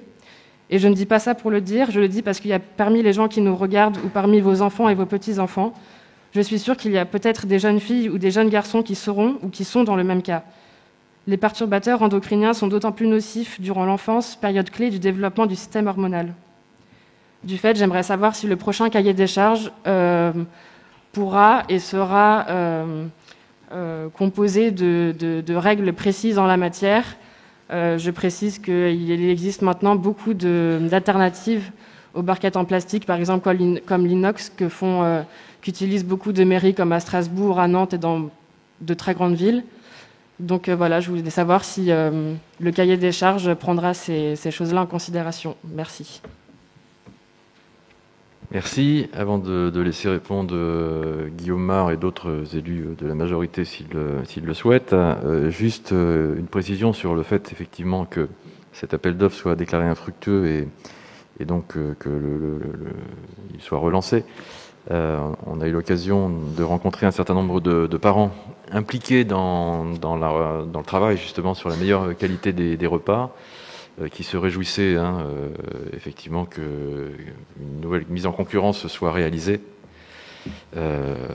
puisque c'est effectivement la meilleure manière qu'on ait des projets plus vertueux et qu'il y a une vraie mise en concurrence aboutisse à une offre plus qualitative. Moi, je suis toujours surpris, alors à titre accessoire, parce que c'est pas directement lié à cette question, mais je suis quand même toujours surpris que d'abord du turnover des sociétés de restauration qui sont retenues, avec à chaque fois à peu près la même chanson, c'est-à-dire que dans les premiers temps, tout le monde est content du service de la société. Dans les premières années, c'est formidable, et puis après, ça se dégrade. Ce fut le cas avec Elior dans le temps. Au début, tout le monde était ravi, et puis après, c'était plus ça. Sogeres, au début, tout le monde était ravi, et puis ensuite, un certain nombre de critiques ont été réalisées. Voilà, moi, ce que j'espère un jour, c'est qu'on aura en tout cas une société qui sera constante dans la qualité des repas, sans qu'on soit obligé tout le temps de tirer la sonnette d'alarme au bout de la 3e année d'exercice. Qui veut répondre sur ces sujets? Donc, Guillaume Mar, éventuellement? Oui. Merci, Monsieur le maire. Donc, il nous est donc demandé de nous prononcer sur la déclaration sans suite de la procédure d'attribution de la DSP restauration collective. Pour rappel, l'actuelle DSP a été attribuée en 2014 à la société Sogeres et le contrat arrive à son terme à la fin de l'année. Donc, début 2021, nous avons lancé une procédure d'attribution de cette délégation regroupant les besoins suivants: la restauration dans les écoles maternelles et élémentaires, la restauration dans les accueils de loisirs, le CEF municipal et le portage des repas à domicile. Cette convention envisagée portait sur une durée de 8 années à partir du 1er janvier 2022, avec la particularité d'inclure dans ce contrat la reconstruction d'une nouvelle cuisine centrale. Le dépôt des candidatures a été fixé au 1er juin et vous l'avez compris, nous avons reçu qu'une seule offre. Il s'est avéré qu'au terme des discussions avec ce candidat, l'offre définitive qui nous a été proposée n'était pas à la hauteur de nos attentes.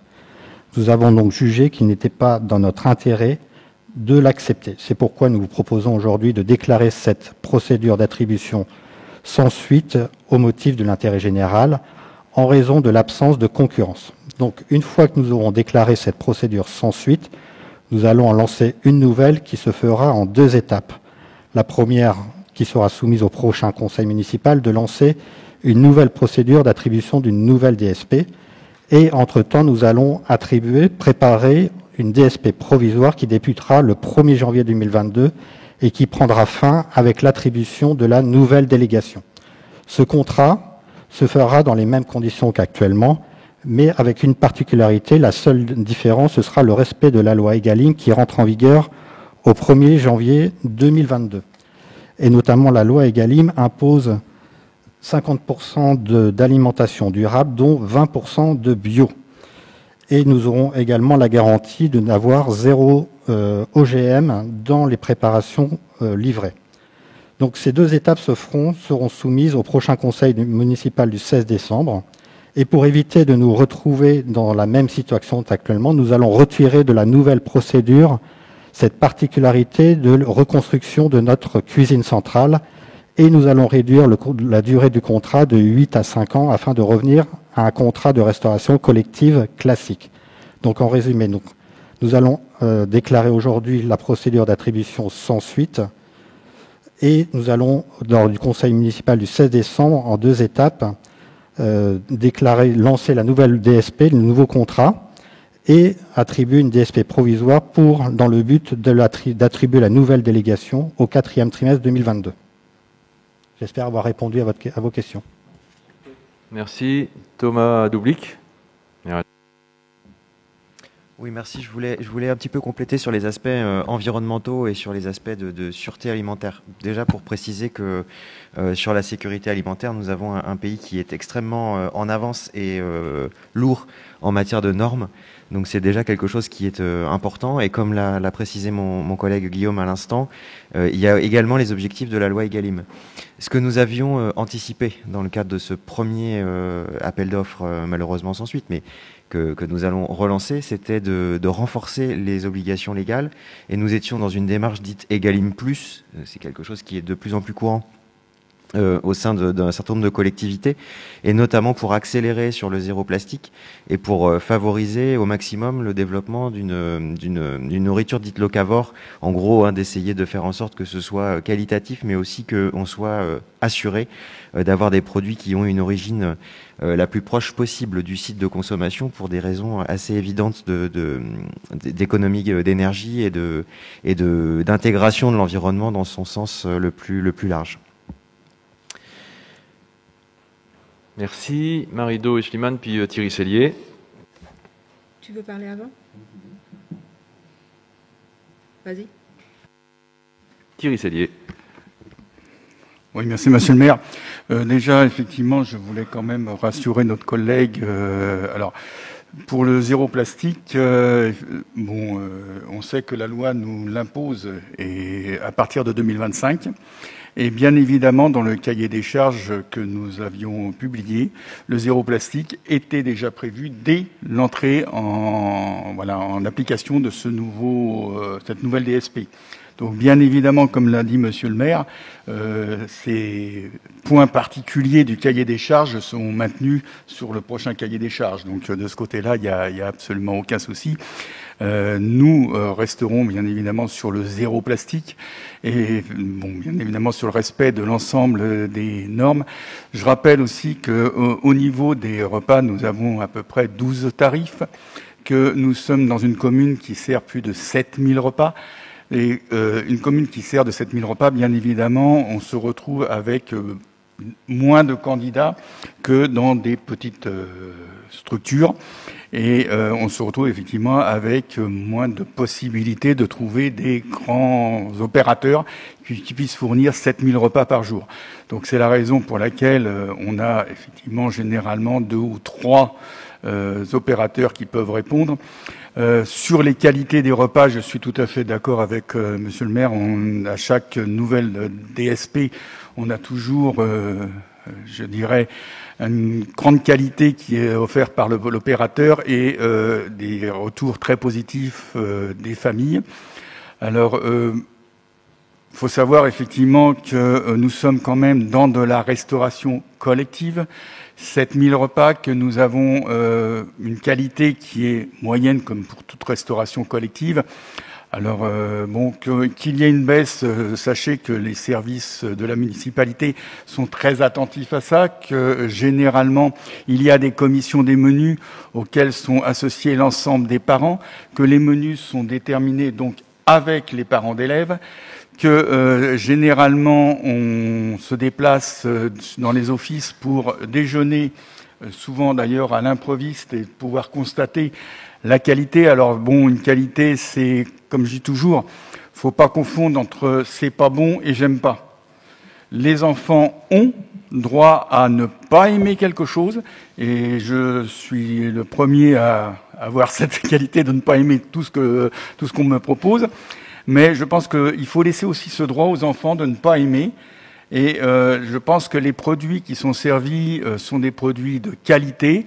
Après, on est toujours dans de l'humain. Dans de l'humain, ça veut dire qu'un produit, même de qualité, s'il est mal présenté, ça peut ne pas donner envie à l'enfant de le manger. On en a discuté généralement et très souvent avec notre prestataire.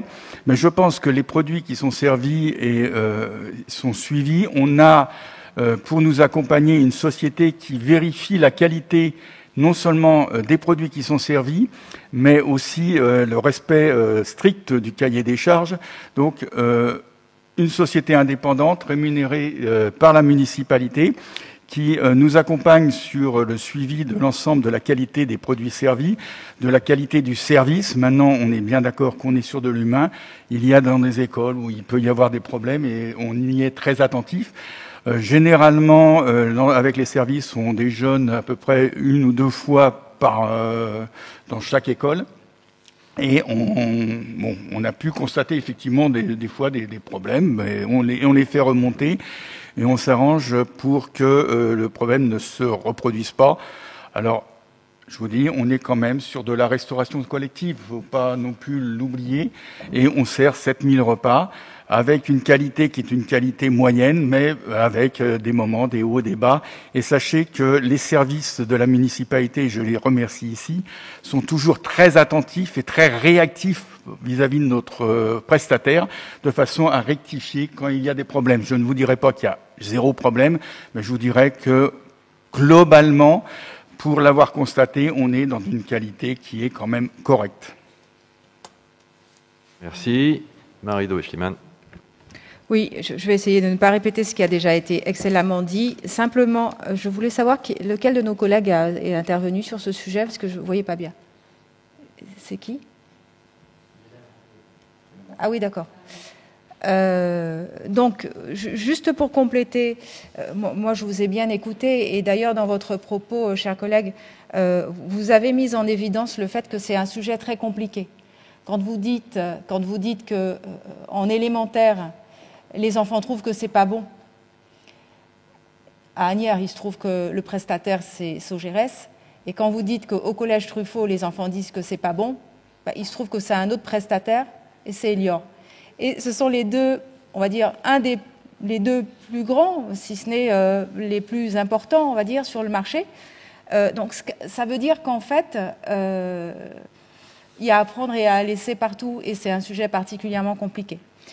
C'est pour ça que le cahier des charges qui est assigné à la prestation qui leur est imposée est particulièrement important, et c'est pour ça que, sous la houlette de Thierry Sellier avec Rahal et les autres collègues, notamment Thomas Doublig, on s'est employé à fixer un cahier des charges le plus rigoureux, le plus exigeant, le plus qualitatif possible pour le futur contrat de restauration scolaire, de délégation de services publics, avec des exigences qui allaient bien au-delà de la loi Egalim, bien sûr, puisque vous le savez, en matière de repas végétariens, elle prévoit notamment depuis 2019 un repas par semaine, alors que nous allions beaucoup plus loin avec une alternative d'un repas à base végétale, de base végétale par jour, c'est-à-dire quelque chose qui est beaucoup plus ambitieux, d'une part. Et en ce qui concerne le zéro plastique, Thierry Sellier l'a rappelé, une entrée en vigueur à partir de début 2025.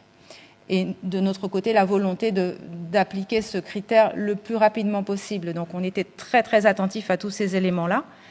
À cet égard, je voudrais vous rappeler que l'obligation de supprimer le plastique dans tous les contenants de réchauffe, de service et de préparation du repas est particulièrement difficile à mettre en œuvre parce que ça nécessite que toute une filière s'adapte, notamment en ce qui concerne la production des contenants. Ça a un coût nécessairement, et que à la fois les communes mais aussi les prestataires sont attentifs à cette question de coût du repas, parce que derrière c'est aussi le coût qui est facturé aux familles, et que nécessairement on est obligé de prendre en compte à la fois les questions de coût et les questions de santé. Alors j'ai vu que vous étiez particulièrement renseigné et documenté sur les perturbateurs endocriniens, et nous, ce sont des éléments qu'on a évidemment pris en compte en mettant dans notre contrat, notre cahier des charges, la nécessité d'aller le plus rapidement possible à l'application de ce critère du zéro plastique. Et je voudrais aussi vous rappeler que d'autres communes qui ont sans doute des moyens beaucoup plus importants, comme par exemple la ville de Paris, a affirmé, ont indiqué qu'elle ne mettrait pas en œuvre le zéro plastique avant, par exemple, 2026, pour ce qui concerne la ville de Paris. Donc ça veut dire que c'est vraiment très compliqué pour toutes les communes. Ceci étant, je ne pense pas qu'on puisse dire qu'à Asnières, dans les cantines scolaires, ça se passe mal. D'ailleurs, on a fait un sondage auprès des enfants avec des résultats qui sont plutôt satisfaisants, nécessairement des choses à améliorer, et on s'y emploie. En tout état de cause, on a un contrat avec un cahier des charges très ambitieux et très qualitatif, et dès que la nouvelle délégation se mettra en place, eh bien, on s'emploiera à le mettre en œuvre pour donner les meilleures conditions de restauration pour la santé des enfants et leur épanouissement dans les écoles. Je vous remercie. Merci. Monsieur André Mancipose. Merci, Monsieur le maire. Mes chers collègues, sous l'égide de mon collègue Guillaume Marc, je voudrais quand même qu'on repartage ensemble une information très importante sur ce qu'on appelle la restauration scolaire. C'est l'effort que fait la collectivité, comme toutes les collectivités. Pour les ménages les plus modestes, les familles les plus modestes, le coût du repas est de 74 centimes, mais le prix de revient, tout compris, moyen, est sensiblement de 10 €. Donc vous voyez, enfin, je veux dire qu'il faut rappeler ça, cette aide sociale non imposable, évidemment, etc., est très importante pour les familles les plus modestes. Pas question de changer ça, mais il faut juste le rappeler, parce que parfois les Asniérois demandent qu'est-ce que deviennent les dotations que vous avez, les impôts qu'on paye, etc. Vous voyez, c'est une forme de redistribution sociale très importante, la restauration scolaire. Et évidemment, il est hors de question de changer ça, mais je voulais simplement rappeler cet écart qui est significatif. Très bien, je vous remercie. Merci pour ces échanges fort intéressants. Si on n'a plus d'autres intervenants, on va passer au vote maintenant sur les différents sujets qui ont été évoqués lors de ce premier rapport. Alors, sur le pacte financier et fiscal, qui vote pour? Adopté à l'unanimité. C'est bien ça? Non? Oui. Alors, qui s'abstient? Abstention là-bas. Qui vote contre? Adopté. Je vous remercie. L'approbation de la convention d'intention de partenariat avec la Fondation Van Gogh Europe. Qui vote pour? Qui s'abstient? Qui vote contre? Adopté. Je vous remercie. Délivrance d'un mandat spécial et remboursement de frais inhérents à son exécution. Qui vote pour? Qui vote contre? Qui s'abstient? Adopté. Merci. Approbation de la convention relative à l'organisation d'un point de contact de la Poste Agence communale. Qui vote pour? Qui vote contre? Qui s'abstient? Merci. Adopté. Concernant la liste des marchés publics, il ne s'agit pas de voter pour ou contre, mais de prendre acte de cette communication. Donc, qui prend acte de la communication? Tout le monde? Merci. Concession, délégation des services publics, déclaration sans suite de la procédure d'attribution de la concession de services publics de la restauration collective municipale. Qui vote pour? Qui s'abstient? Qui vote contre? Adopté à l'unanimité, je vous remercie. Le rapport social unique au titre de l'année 2020. Là, il s'agit de prendre acte, et donc qui prend acte de cette communication? Tout le monde, merci. La communication des décisions prises en vertu du Code général des collectivités territoriales. Là aussi, il s'agit de prendre acte. Qui prend acte de cette communication? Tout le monde à l'unanimité, merci. On passe maintenant aux subventions et nous laissons notre rapporteur poursuivre sa présentation. Non? Ah oui, elle l'a fait en un premier, oui, c'est vrai, ça a été... Elle avait interverti dans un souci de promptitude de l'information. Bravo, cher Aminata. Bon, donc ça tombe bien, parce que de toute façon, personne ne devait sortir. Vous voyez, sinon ils auraient été pris par surprise, nos élus. Mais comme ce n'était pas le cas, tant mieux. Donc, on va voter là-dessus. Qui vote pour? Qui vote contre? Qui s'abstient? Adopté. Je vous remercie. Nous passons maintenant à la partie urbanisme, entreprise et commerce, culture et tourisme. Et j'invite notre rapporteure Marie-Hélène Buonneau à nous la présenter.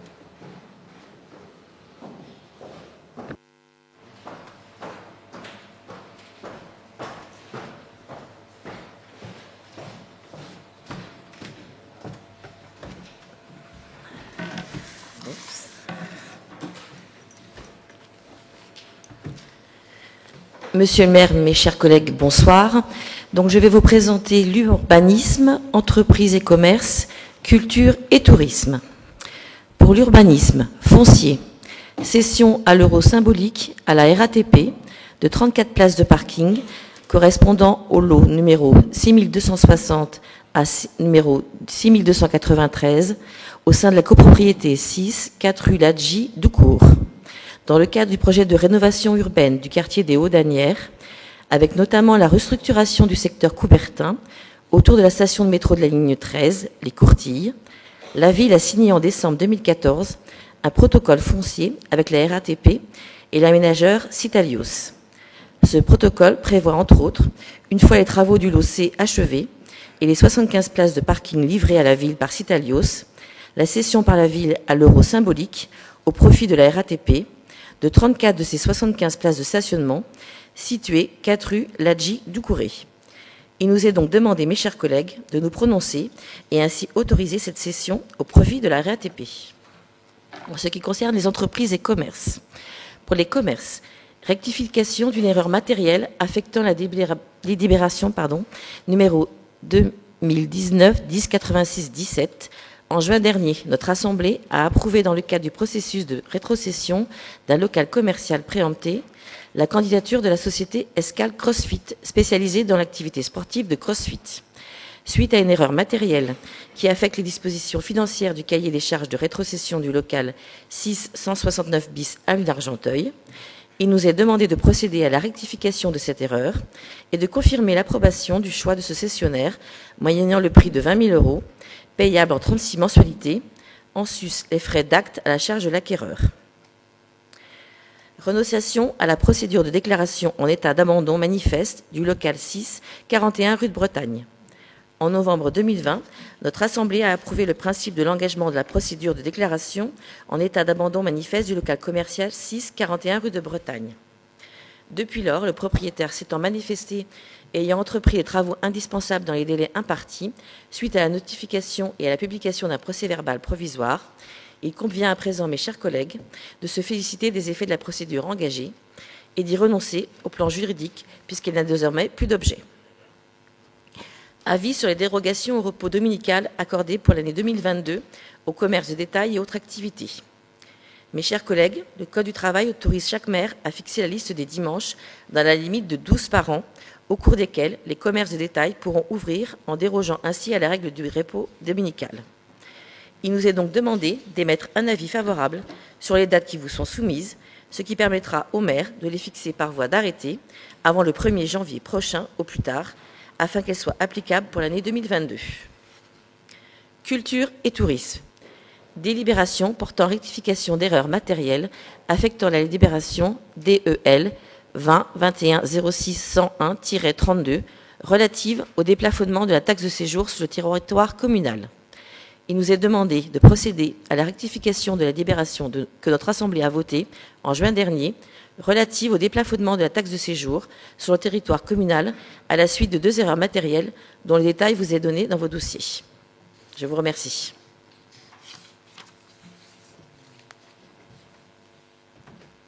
Merci bien. Y a-t-il des questions? Monsieur Guillard, je vous en prie. Très bien. Merci, Monsieur Mancipose.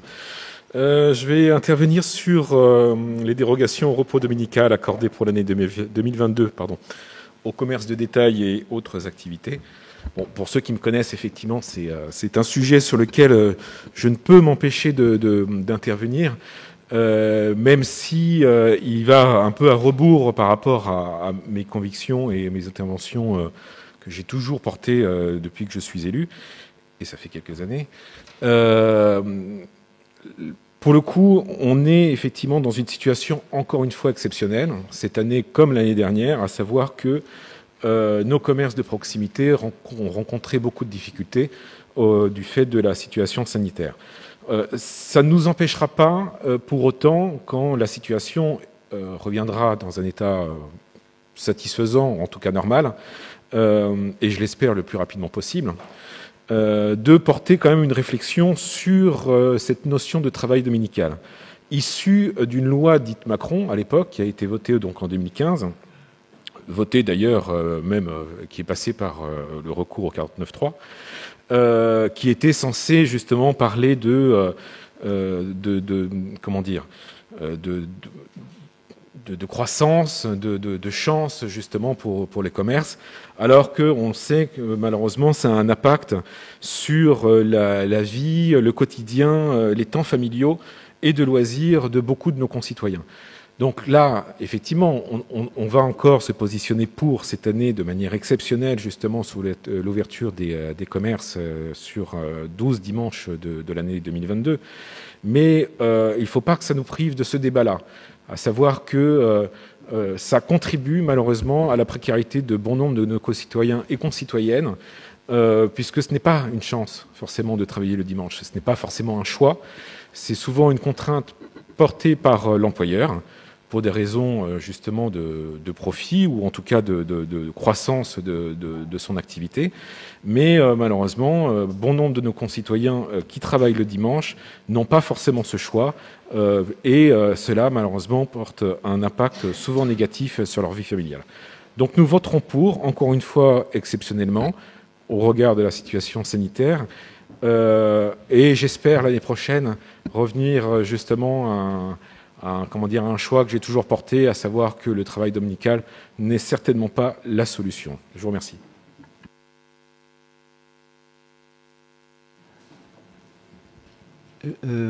C'est M. Géanin, d'accord, je ne vous voyais pas. Allez-y, M. Géanin. Oui, merci, M. Mancipose. Un mot dans le même esprit, puisque je partage ce que M. Guillard vient de dénoncer. Effectivement, cette question du repos dominical, elle est particulière en 2021 comme en 2020, dans un contexte de crise que nous connaissons toutes et tous. Néanmoins, nous souhaitons nous aussi rappeler notre attachement à la notion de repos pour les travailleurs. Nous souhaitons rappeler que nous avons nous aussi manifesté une opposition aux ouvertures qui se multiplient les dimanches. Néanmoins, pour cette année comme pour la précédente, parce que nous ne voulons pas pénaliser les petits commerces agnérois, puisque ce sont avant tout eux qui sont concernés par cette délibération, nous voterons également pour. J'en profite pour rappeler, ce qui explique aussi d'ailleurs notre vote, qu'en réalité, la délibération de ce soir, elle concerne avant tout les commerces ou les petits commerces, je mets plein de guillemets évidemment à tout ça, agnérois. Et c'est la raison pour laquelle nous ne nous y opposons pas. En vérité, les grosses entreprises, les grandes entreprises, elles ont la capacité à ouvrir le dimanche sans que la commune ne soit parfois amenée à se prononcer. Et donc, ce que nous portons, nous, va au-delà de cette délibération communale. Ce que nous pensons, c'est que une réflexion, en vérité, devrait être engagée au niveau national sur cette question du travail le dimanche et sur, effectivement, les personnels qui sont amenés à travailler le dimanche. Parce que ça a été dit très justement, moi je le constate dans mon activité d'avocat au quotidien, celles et ceux qui travaillent le dimanche sont en réalité celles et ceux qui n'ont pas le choix. Ce sont celles et ceux qui sont les plus précaires, même si il est toujours précisé que le travail le dimanche doit se faire sur la base du volontariat, etc. Bon, ça, c'est les textes, ça fait bien, ça fait joli. La vérité, elle n'est pas du tout celle-là. Elle est que ce sont les personnels qui ne peuvent pas dire non, qui travaillent le dimanche. Ce sont très souvent aussi les étudiants.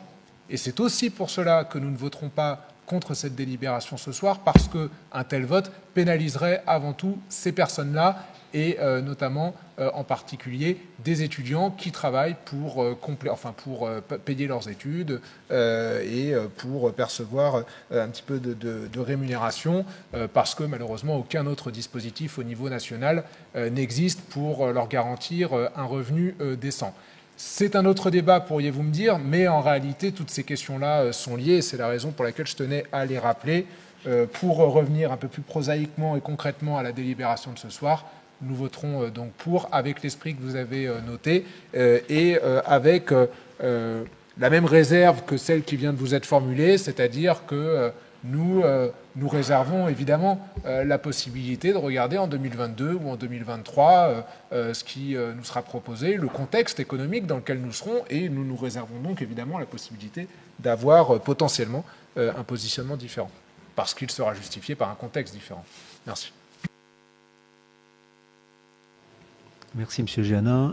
D'autres questions ? S'il n'y a pas d'autres questions, avant de passer au vote, peut-être que M. Reclus veut dire un mot sur ce sujet. Et avant de lui céder la parole, n'en pas un débat ce soir, mais regardons quand même le nombre de choses qui sont ouvertes le dimanche au-delà des commerces, y compris pour que les familles puissent se promener, aller au cinéma, aller au théâtre, que sais-je, aller voir des attractions, se promener dans les foires, etc., pour que les enfants puissent jouer et autres. Je pense que la société a été ainsi faite qu'aujourd'hui, le dimanche, il n'y a pas que, il n'y a pas que des activités commerciales qui sont ouvertes. Et je ne parle pas bien évidemment des hôpitaux, de tous les services d'urgence qui, par nécessité, sont ouverts toute la semaine et 24 heures sur 24 pour le bien-être des citoyens. Mais comme vous le dites, c'est un autre débat. Mais je vais quand même laisser la parole à notre collègue Cyril Reclus, pour que spécifiquement sur Asnières, il puisse dire quelques mots. Merci, monsieur Ancipose. J'ai l'impression, en fait, quand j'écoute l'opposition, qu'on confond deux choses. Là, on parle des dimanches du maire, donc c'est 12 fois dans l'année, où on autorise, en fait, tous les commerces à ouvrir. Mais au-delà des dimanches du maire, quand on parle des étudiants qui travaillent le week-end, par exemple, tous les commerces de détail peuvent ouvrir le dimanche. Également, tous les commerces alimentaires peuvent ouvrir le dimanche sans avoir besoin des dimanches du maire. Mais là, les 12 dimanches qui ont été choisis sont des dimanches, entre guillemets, stratégiques pour le petit commerce de proximité. Donc, c'est la veille de la fête des grands-mères, c'est le dimanche de Pâques, c'est la fête des mères, c'est la fête des pères. C'est pour permettre à nos fleuristes, aux chocolatiers, en fait, d'être ouverts. Donc, et dans ce genre de cas, je suis d'accord avec vous, monsieur Vianin, que même si l'esprit de la loi est que ça doit se faire sur la base du volontariat, et que ce n'est pas forcément toujours respecté, les gens sont mieux payés les dimanches, donc il y a des contreparties salariales. On n'en est plus à la lutte des classes. Donc là, les 12 dimanches qui sont vraiment en fait choisis, qui vont bien tomber cette année, hein. Fête des mères, fête des pères, fête des grands-mères, ça va vraiment apporter un plus pour cette ville et pour les étudiants peut-être anierois qui souhaiteraient gagner un peu d'argent, ou eh ben, ils pourront en bénéficier, tout simplement. Et je le redis, dans les supermarchés, les gens, en tout cas, on peut travailler le dimanche sans dérogation jusqu'à 13h. Et c'est ce qui est fait, en tout cas, dans beaucoup. Voilà. Merci. Vous voulez court? D'accord, allez-y, monsieur Janin. Oui, merci. Je pense que... Pardon. Je pense que notre collègue confond deux choses dans ce que j'ai pu indiquer, mais peut-être n'a-t-il pas entendu la première partie de mon propos. Évidemment qu'il y a d'autres entreprises, enseignes, commerces qui peuvent bénéficier d'une ouverture le dimanche. C'est ce que je relevais dans la première partie de mes observations. Donc il ne faut pas soit confondre ce qui a été dit, soit laisser penser qu'on n'a pas dit ou qu'on a dit ce qu'on n'a pas dit. Bon, enfin, bon, voilà, je ne vais pas m'épancher, mais évidemment, on se prononce sur la délibération qui nous est soumise, mais ça ne nous empêche pas, puisque nous sommes des élus, mais aussi des militants politiques, ça ne nous empêche pas d'avoir un avis sur la question. Peut-être n'en avez-vous pas vous-même, hein, mais voilà, ça ne nous empêche pas d'en avoir un, sans pour autant risquer d'être caricaturé comme des défenseurs de la lutte des classes ou je ne sais quoi. Et puisque d'ailleurs vous nous parlez de cela, ou puisque vous tentez sans doute de nous dépeindre comme d'affreux bolcheviks, je sais que c'est pas votre truc, la lutte des classes, et je sais qu'en ce moment à droite, certains préfèrent d'autres types de luttes que celle de la lutte des classes. Mais j'ai tendance à penser que la lutte des classes est peut-être parfois un peu moins dangereuse d'ailleurs que l'autre lutte qu'on essaye en ce moment de faire prévaloir à droite. Je ne sais pas si vous êtes dans cette ligne-là, cher monsieur, mais quand je parle du repos dominical et quand j'émets un avis qui est un avis qui est peut-être pas le vôtre, mais qui est l'avis qui est partagé quand même par un certain pourcentage de la population de ce pays, qui n'est pas fixé d'ailleurs, qui peut évoluer au fil du temps. Je ne fais pas de la lutte des classes, je fais simplement mon rôle d'élu local en vous disant ce que je peux penser du repos dominical et ce que un certain nombre d'Agnérois me chargent de dire, tout simplement. Donc il ne faut pas caricaturer les propos des uns des autres. Il n'y a pas eu de polémique jusque-là dans ce conseil municipal, donc il ne faudrait pas qu'on tombe dans cet écueil-là. On n'a fait que donner un avis, et d'ailleurs vous devriez être content puisqu'on vous a dit qu'on voterait la délibération, justement, avant tout pour favoriser les commerçants agnérois qui souhaitent travailler ces dimanches-là, et favoriser également le personnel qui travaillera, et notamment, je le disais, les étudiants, puisque vous le savez, à ces périodes-là, il y a aussi des recrutements exceptionnels d'étudiants qui peuvent être amenés à travailler pour arrondir les fins de mois, disons ça comme ça. Merci, monsieur Jeannin. Alors, on passe au vote pour la partie foncier. Donc, cession à l'euro symbolique, donc à nos collègues de la RATP de 34 places de parking, tel que c'était prévu dans la convention d'ailleurs avec l'aménageur depuis le début. Donc, je soumets ce point au vote. Qui s'abstient? Qui vote contre?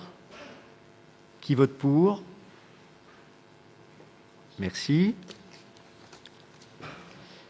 Alors, ensuite, la rectification d'une erreur matérielle, donc l'erreur étant humaine, affectant la délibération donc 2019-1086-17, donc qui concernait les commerces et qui concernait donc cette société de sport, enfin de salle de sport. Donc, qui s'abstient? Qui vote contre? Qui vote pour? Merci. Ensuite, la bonne nouvelle de la renonciation à la procédure de déclaration d'état d'abandon pour le local qui est 41 rue de Bretagne. Donc, qui s'abstient? Qui vote contre? Qui vote pour? Unanimité. Merci. On en vient au repos dominical. Donc, qui s'abstient? Qui vote contre? Qui vote pour? Unanimité. Merci à tous. Ensuite, autre erreur matérielle, ça concernait le déplafonnement de la taxe de séjour, mais c'était expliqué dans les annexes qui vous ont été envoyées. Donc, qui s'abstient? Qui vote contre? Qui vote pour cette rectification? Unanimité. Merci. Alors, nous allons maintenant, mes chers collègues, passer à la présentation du vœu, qui est le vœu qui est présenté à l'initiative du groupe Agnières et vous. Madame Picard-Marcovecchio étant absente, a remis un pouvoir donc à Madame Frédéric Auvray. Et donc nous invitons avec Monsieur le maire cette dernière ou un autre membre du groupe, comme vous le voulez, à nous présenter ce vœu. Et vous pouvez le présenter de votre place et même vous pouvez le présenter ici si vous voulez. Voilà. Non, c'est bon, je vous remercie. Bonjour, chers collègues. Merci de me laisser vous présenter ce vœu de la part de Madame Sandrine Picard, qui ne peut pas être présente parmi nous ce soir. Les dernières élections ont été marquées par une très forte abstention à Asnières, mais également sur l'ensemble du territoire français. En tant que citoyens engagés dans la vie de la cité, nous ne pouvons que regretter collectivement cette faible participation citoyenne. Le groupe Asnières et vous a à cœur de remettre l'engagement citoyen au cœur de la République, notamment dans cette année particulière qui va voir venir les élections présidentielles. C'est pourquoi nous vous proposons, au travers de ce vœu, de créer un groupe de travail qui serait composé de bénévoles des différents groupes qui représentent ce conseil municipal et de travailler en coordination avec les services de Madame Ménard afin d'améliorer la participation et l'inscription également sur les listes électorales. Des formes diverses pourraient être étudiées par ce groupe de travail, notamment l'accompagnement des nouveaux habitants, des personnes qui emménagent sur Asnières à s'inscrire sur les listes électorales, réviser également certains courriers administratifs de confirmation d'inscription qui peuvent être un peu techniques ou très peu accueillants, et également faire des actions de communication, notamment auprès des plus jeunes dans la ville, puisque, comme nous le savons tous, ce sont les classes d'âge les plus jeunes qui marquent la plus forte abstention. Et nous pensons que des actions peuvent être menées de manière totalement transpartisane sur ce sujet. J'avais d'ailleurs félicité Monsieur Huet pour la vidéo qu'il avait fait lors des dernières élections pour expliquer aux jeunes les enjeux d'une élection et expliquer l'importance de participer. Voilà, je vous remercie. Merci. Monsieur Géanin. Oui, merci Monsieur Eschiman. Une réaction à chaud parce que je découvre, donc pardonnez par avance mes propos s'ils sont un peu déconstruits. D'abord, sur le fond, moi je partage l'objectif, pourquoi pas, si un groupe de travail est mis en place, nous on est en tout cas volontaires et d'accord pour y participer. Je me permets simplement d'élargir le débat parce que j'entends parler effectivement de l'abstention extrêmement importante qui a caractérisé les dernières élections, pas uniquement la dernière, mais les dernières, à l'exception peut-être des élections présidentielles. Mais cette abstention, moi en tout cas je l'analyse comme ça, elle est avant tout due, pour moi, à deux raisons très simples. D'abord, les gens n'ont peut-être plus l'impression que certaines élections vont changer leur vie. Et donc les gens, ils se déplacent, les Françaises, les Français, ils se déplacent quand ils ont l'impression que l'élection va réellement changer leur quotidien, quand elle va réellement être importante. Et ça, on peut rectifier des courriers, on peut mettre en place toutes les commissions qu'on veut. Ça, en vérité, tant que on ne redonnera pas confiance dans la politique, eh bien, il y aura toujours de l'abstention. Tant que les gens n'auront pas l'impression que les élus changeront leur quotidien, changeront leur vie, veilleront à protéger au mieux leurs intérêts, eh bien, il y aura de l'abstention. Et donc, pour moi, c'est la première cause de l'abstention, et c'est la première chose que nous autres élus, alors nous sommes élus locaux, nous ne sommes pas élus nationaux, mais c'est la première chose que nous autres élus, militants, citoyens, nous devons essayer de changer. La deuxième raison, et là encore c'est mon analyse, hein, mes propos n'engagent que moi, la deuxième raison de l'abstention très importante, qui risque d'ailleurs de se prolonger dans les prochains scrutins, elle est due, et là je vais être très cru, avant tout aux femmes et aux hommes politiques, de tous bords. L'abstention, elle est due au fait que peut-être qu'il y a eu trop de déceptions dans les 10, 20, 30, 40 dernières années, que sais-je encore. Peut-être qu'il y a eu trop d'affaires qui ont défrayé la chronique, trop de paroles qui ont été trahies par des politiques de tous bords, là, hein, que ce soit de droite, de gauche, du centre, d'extrême droite ou d'ailleurs.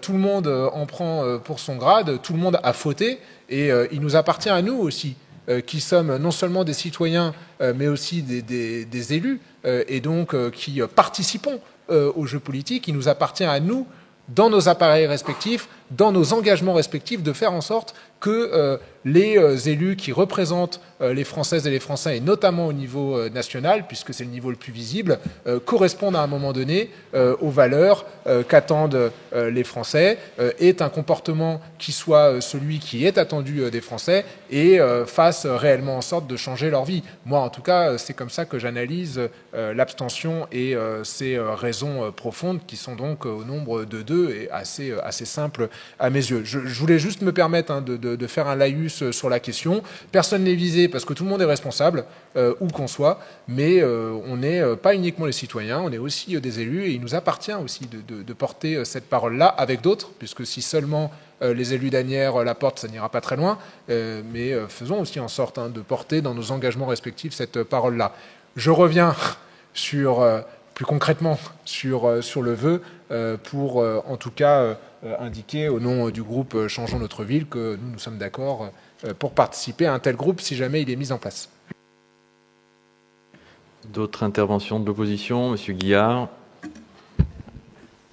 Oui, merci Monsieur le maire. Effectivement, l'initiative est intéressante, et pourquoi pas, dès lors qu'effectivement on puisse mettre en place ces commissions, ou en tout cas travailler de manière véritablement transpartisane, ou apartisane d'ailleurs. Mon collègue Romain Géanin l'a effectivement rappelé, il y a des questions assez profondes, effectivement, des raisons assez profondes sur le désamour que les Françaises et les Français peuvent avoir vis-à-vis de la politique, qui devient malheureusement un gros mot quasiment dans le débat. La responsabilité, voilà, ça a été dit, on peut porter une part collective, effectivement. Donc pourquoi pas effectivement de travailler sur ce sujet, histoire de ramener les électeurs et les électrices effectivement à leurs devoirs, pas seulement à leurs droits, mais effectivement leur rappeler ce devoir-là, avec quand même une réserve sur pas une petite réserve d'ailleurs, sur ce qui a été proposé dans le vœu, à savoir qu'il est proposé à un moment donné de proposer justement le vote électronique. Ça, pour le coup, pour nous, c'est une ligne que nous ne souhaitons pas franchir, puisque c'est privatiser justement l'exercice démocratique, alors que ce n'est pas, c'est pas que ça a son charme, mais en tout cas, il est important de pouvoir continuer à laisser justement le dépouillement et tout ce travail démocratique lors des élections aux citoyens, que ce soit qu'ils soient scrutateurs ou faisant partie des bureaux de vote, et non pas laisser justement à la machine ou au secteur privé la possibilité d'interférer sur l'exercice démocratique. Donc ça sera véritablement la ligne sur laquelle on ne transigera pas, à savoir le vote électronique. Voilà. Sinon, pour le coup, nous trouvons l'initiative intéressante. Je vous remercie. Merci. toute l'opposition a pu s'exprimer. Le but, c'est pas d'organiser un débat, hein, chacun dit ce qu'il a à dire et puis après on passe au vote. Pour notre part, nous avons débattu de ce sujet hein, lors de la réunion de majorité municipale. Nous ne soutiendrons pas ce vœu, non pas sur le fond, puisque tout à fait louable les intentions de vouloir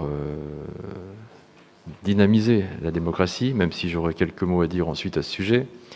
Mais pas besoin de créer un groupe de travail pour ça. Je veux dire, les échanges de bonnes idées, les propositions qui peuvent être faites par les uns et par les autres de tout groupe, puisqu'on voit bien tout de suite que M. Guillard, pour son groupe, ne souhaite pas le vote électronique, et donc réfute un des éléments de ce vœu.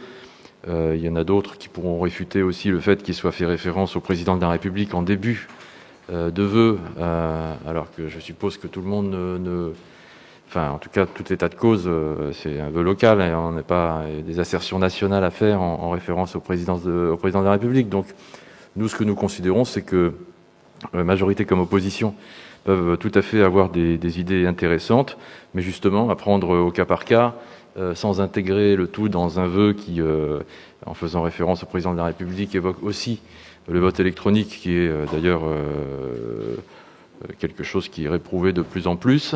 Donc, plutôt que d'avoir une espèce de fourre-tout, nous préconisons, et je le dis en m'adressant aussi à Barbara Trottenard, qui est notre maire adjointe à la concertation, que celles et ceux d'entre vous, majorité comme opposition, qui veulent échanger et qui veulent faire un certain nombre de propositions concrètes pour dynamiser la démocratie locale, ce sera avec plaisir dans ce cadre-là, mais pas besoin de créer un Xème groupe de travail, et difficulté aussi donc de se retrouver tous sur la rédaction de ce vœu qui visiblement, si les objectifs sont louables, ne réunit pas la globalité des différents suffrages. J'en profite aussi pour vous dire que pour moi, être abstentionniste, ça n'est pas être pestiféré. Et que l'abstention, c'est une réaction démocratique et politique comme une autre. C'est-à-dire que les abstentionnistes ne sont pas des parias, sont simplement des gens qui n'ont pas trouvé l'offre politique conforme à leur goût, à leur souhait, ou qui, pour une raison ou pour une autre, ont été déçus, etc., etc. Donc, je ne suis pas sûr que par des moyens mécaniques, on puisse amener ces gens-là à changer d'avis. Le changement d'avis, si il doit exister, il peut se faire par d'abord des meilleures pratiques, par des réalisations, et là je parle municipales, de qualité, qui peuvent donner envie à des gens finalement à un moment de se dire finalement ça vaut la peine de voter parce que cette équipe-là, quelle qu'elle soit, elle a fait des bonnes choses. Aussi, faire de la co-construction des projets. Moi, je l'ai vu et je l'ai vécu dans le précédent mandat, où quand, avec Julie Casaban, à un moment, il y a un terrain de sport qui avait été supprimé et où le suivant a été co-construit avec un grand nombre de jeunes, et donc par nos services et les jeunes. Et à la fin, j'ai souvenir que ces jeunes-là ont eu envie de s'impliquer dans la vie locale, et que certains ont dit qu'ils avaient envie finalement d'aller voter un jour, etc. Enfin voilà, donc je ne sais pas s'ils l'ont fait ou pas, et on n'est pas allé vérifier. Mais ce que je veux dire, c'est que c'est par des actions concrètes, en faisant participer les gens et en leur montrant qu'ils peuvent influer d'une certaine façon sur leur quotidien, qu'on les incitera à voter, plus qu'en envoyant des courriers ou voilà. En tout cas, c'est ce que je pense. Alors aussi, rappelons que puisque vous évoquiez tout à l'heure les jeunes et l'abstention des jeunes. Bon, là, nous, à Asnières, et je sais que vous l'avez remarqué d'ailleurs vous-même, et Madame Picard aussi en son temps, l'action remarquable de nos différents conseils de jeunes, le conseil communal des collégiens, le conseil des jeunes, qui, eux, font des actions non seulement solidaires, mais pas que ça, il y a tout un tas d'autres actions, et qui font surtout des actions concrètes. Et donc les jeunes qui font partie de ces instances-là, nécessairement, ça leur donne envie de continuer, ça c'est sûr, mais ça donne aussi envie à d'autres jeunes de s'impliquer, et puis ça leur montre que tout ça est utile. Et je pense que c'est ça l'histoire finale, quoi. C'est l'utilité d'avoir des élus l'utilité d'avoir des élus qui tiennent leur parole. Bon, accessoirement, mais enfin c'est pas négligeable non plus, et ça je parle à qui de droit, hein, quand les campagnes électorales se tiennent bien, c'est toujours aussi mieux pour inciter les gens à aller voter. Voilà, parce que moi j'ai connu des campagnes électorales où il y avait quand même une espèce de dégoût généralisé qui fait qu'il y avait des gens qui n'avaient simplement plus envie d'aller voter. Les débats eux-mêmes, hein, par exemple les débats de ce soir, si effectivement les personnes regardent le conseil municipal, il y a matière à s'intéresser à la vie locale, avec des interventions des uns et des autres qui étaient toutes de qualité. Et donc ça aussi, c'est effectivement la meilleure façon de réconcilier les abstentionnistes avec la politique et puis de les faire bouger. Hein. Au-delà de ça, alors ça n'a pas été évoqué ce soir, hein, parce que c'est de toute façon pas une solution, et puis ça dépasse la collectivité. J'entends de temps en temps certains qui évoquent le vote obligatoire. Alors pour ma part, hein, ça n'engage que moi. Alors on n'en a pas discuté en majorité municipale, mais j'y crois pas une seconde. Parce que forcer les gens à aller voter, ça ne veut pas dire qu'ils auront effectivement une vision plus claire d'un choix qui serait amené à faire. Et puis ça fera voter tout un électorat très marginal, très marginal, avec ce sont des analyses précises là, qui ont été faites en son temps par le CEVIPOF, et donc faire une masse de votes marginaux et pas vraiment rationnels, ça n'ajoute rien à la démocratie, à mon sens. Voilà.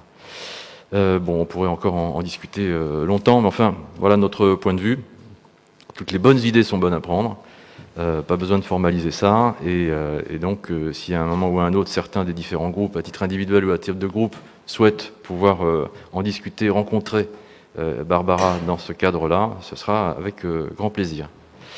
Donc on va mettre ce vœu au vote, si vous voulez bien. Qui vote pour ?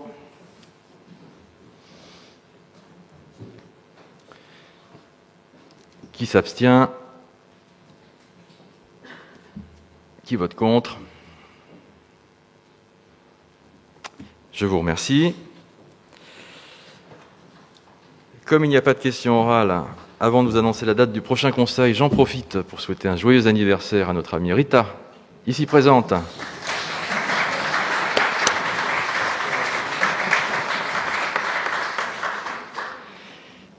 Qui donc invitera chez elle tous ceux qui ont applaudi.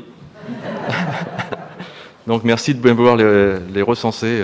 J'aurais beaucoup invité. Tu as droit au micro, Rita. Rita, parle bien dedans, par contre, je t'invite. J'aurais beaucoup de monde à inviter dans ce cas-là, vu les applaudissements que j'ai eus aujourd'hui. Bravo, Rita. Mariage grâce à... Bravo, Rita. Toi, t'organises en conséquence, du coup. Guillaume, Angelina, Fred et Thierry. Bon, super. Voilà, qui sont intervenus en plein mariage. Bon. Donc, voilà. Bon anniversaire. Merci beaucoup à tous. Le prochain conseil aura lieu le jeudi 16 décembre 2021 à 19h. D'ici là, on aura l'occasion de se recroiser sûrement lors des différentes manifestations publiques de la ville. Je vous souhaite de passer une bonne fin de soirée. Merci au service d'avoir retransmis ce conseil municipal. Merci à toutes nos équipes présentes dans la salle. Bonne soirée.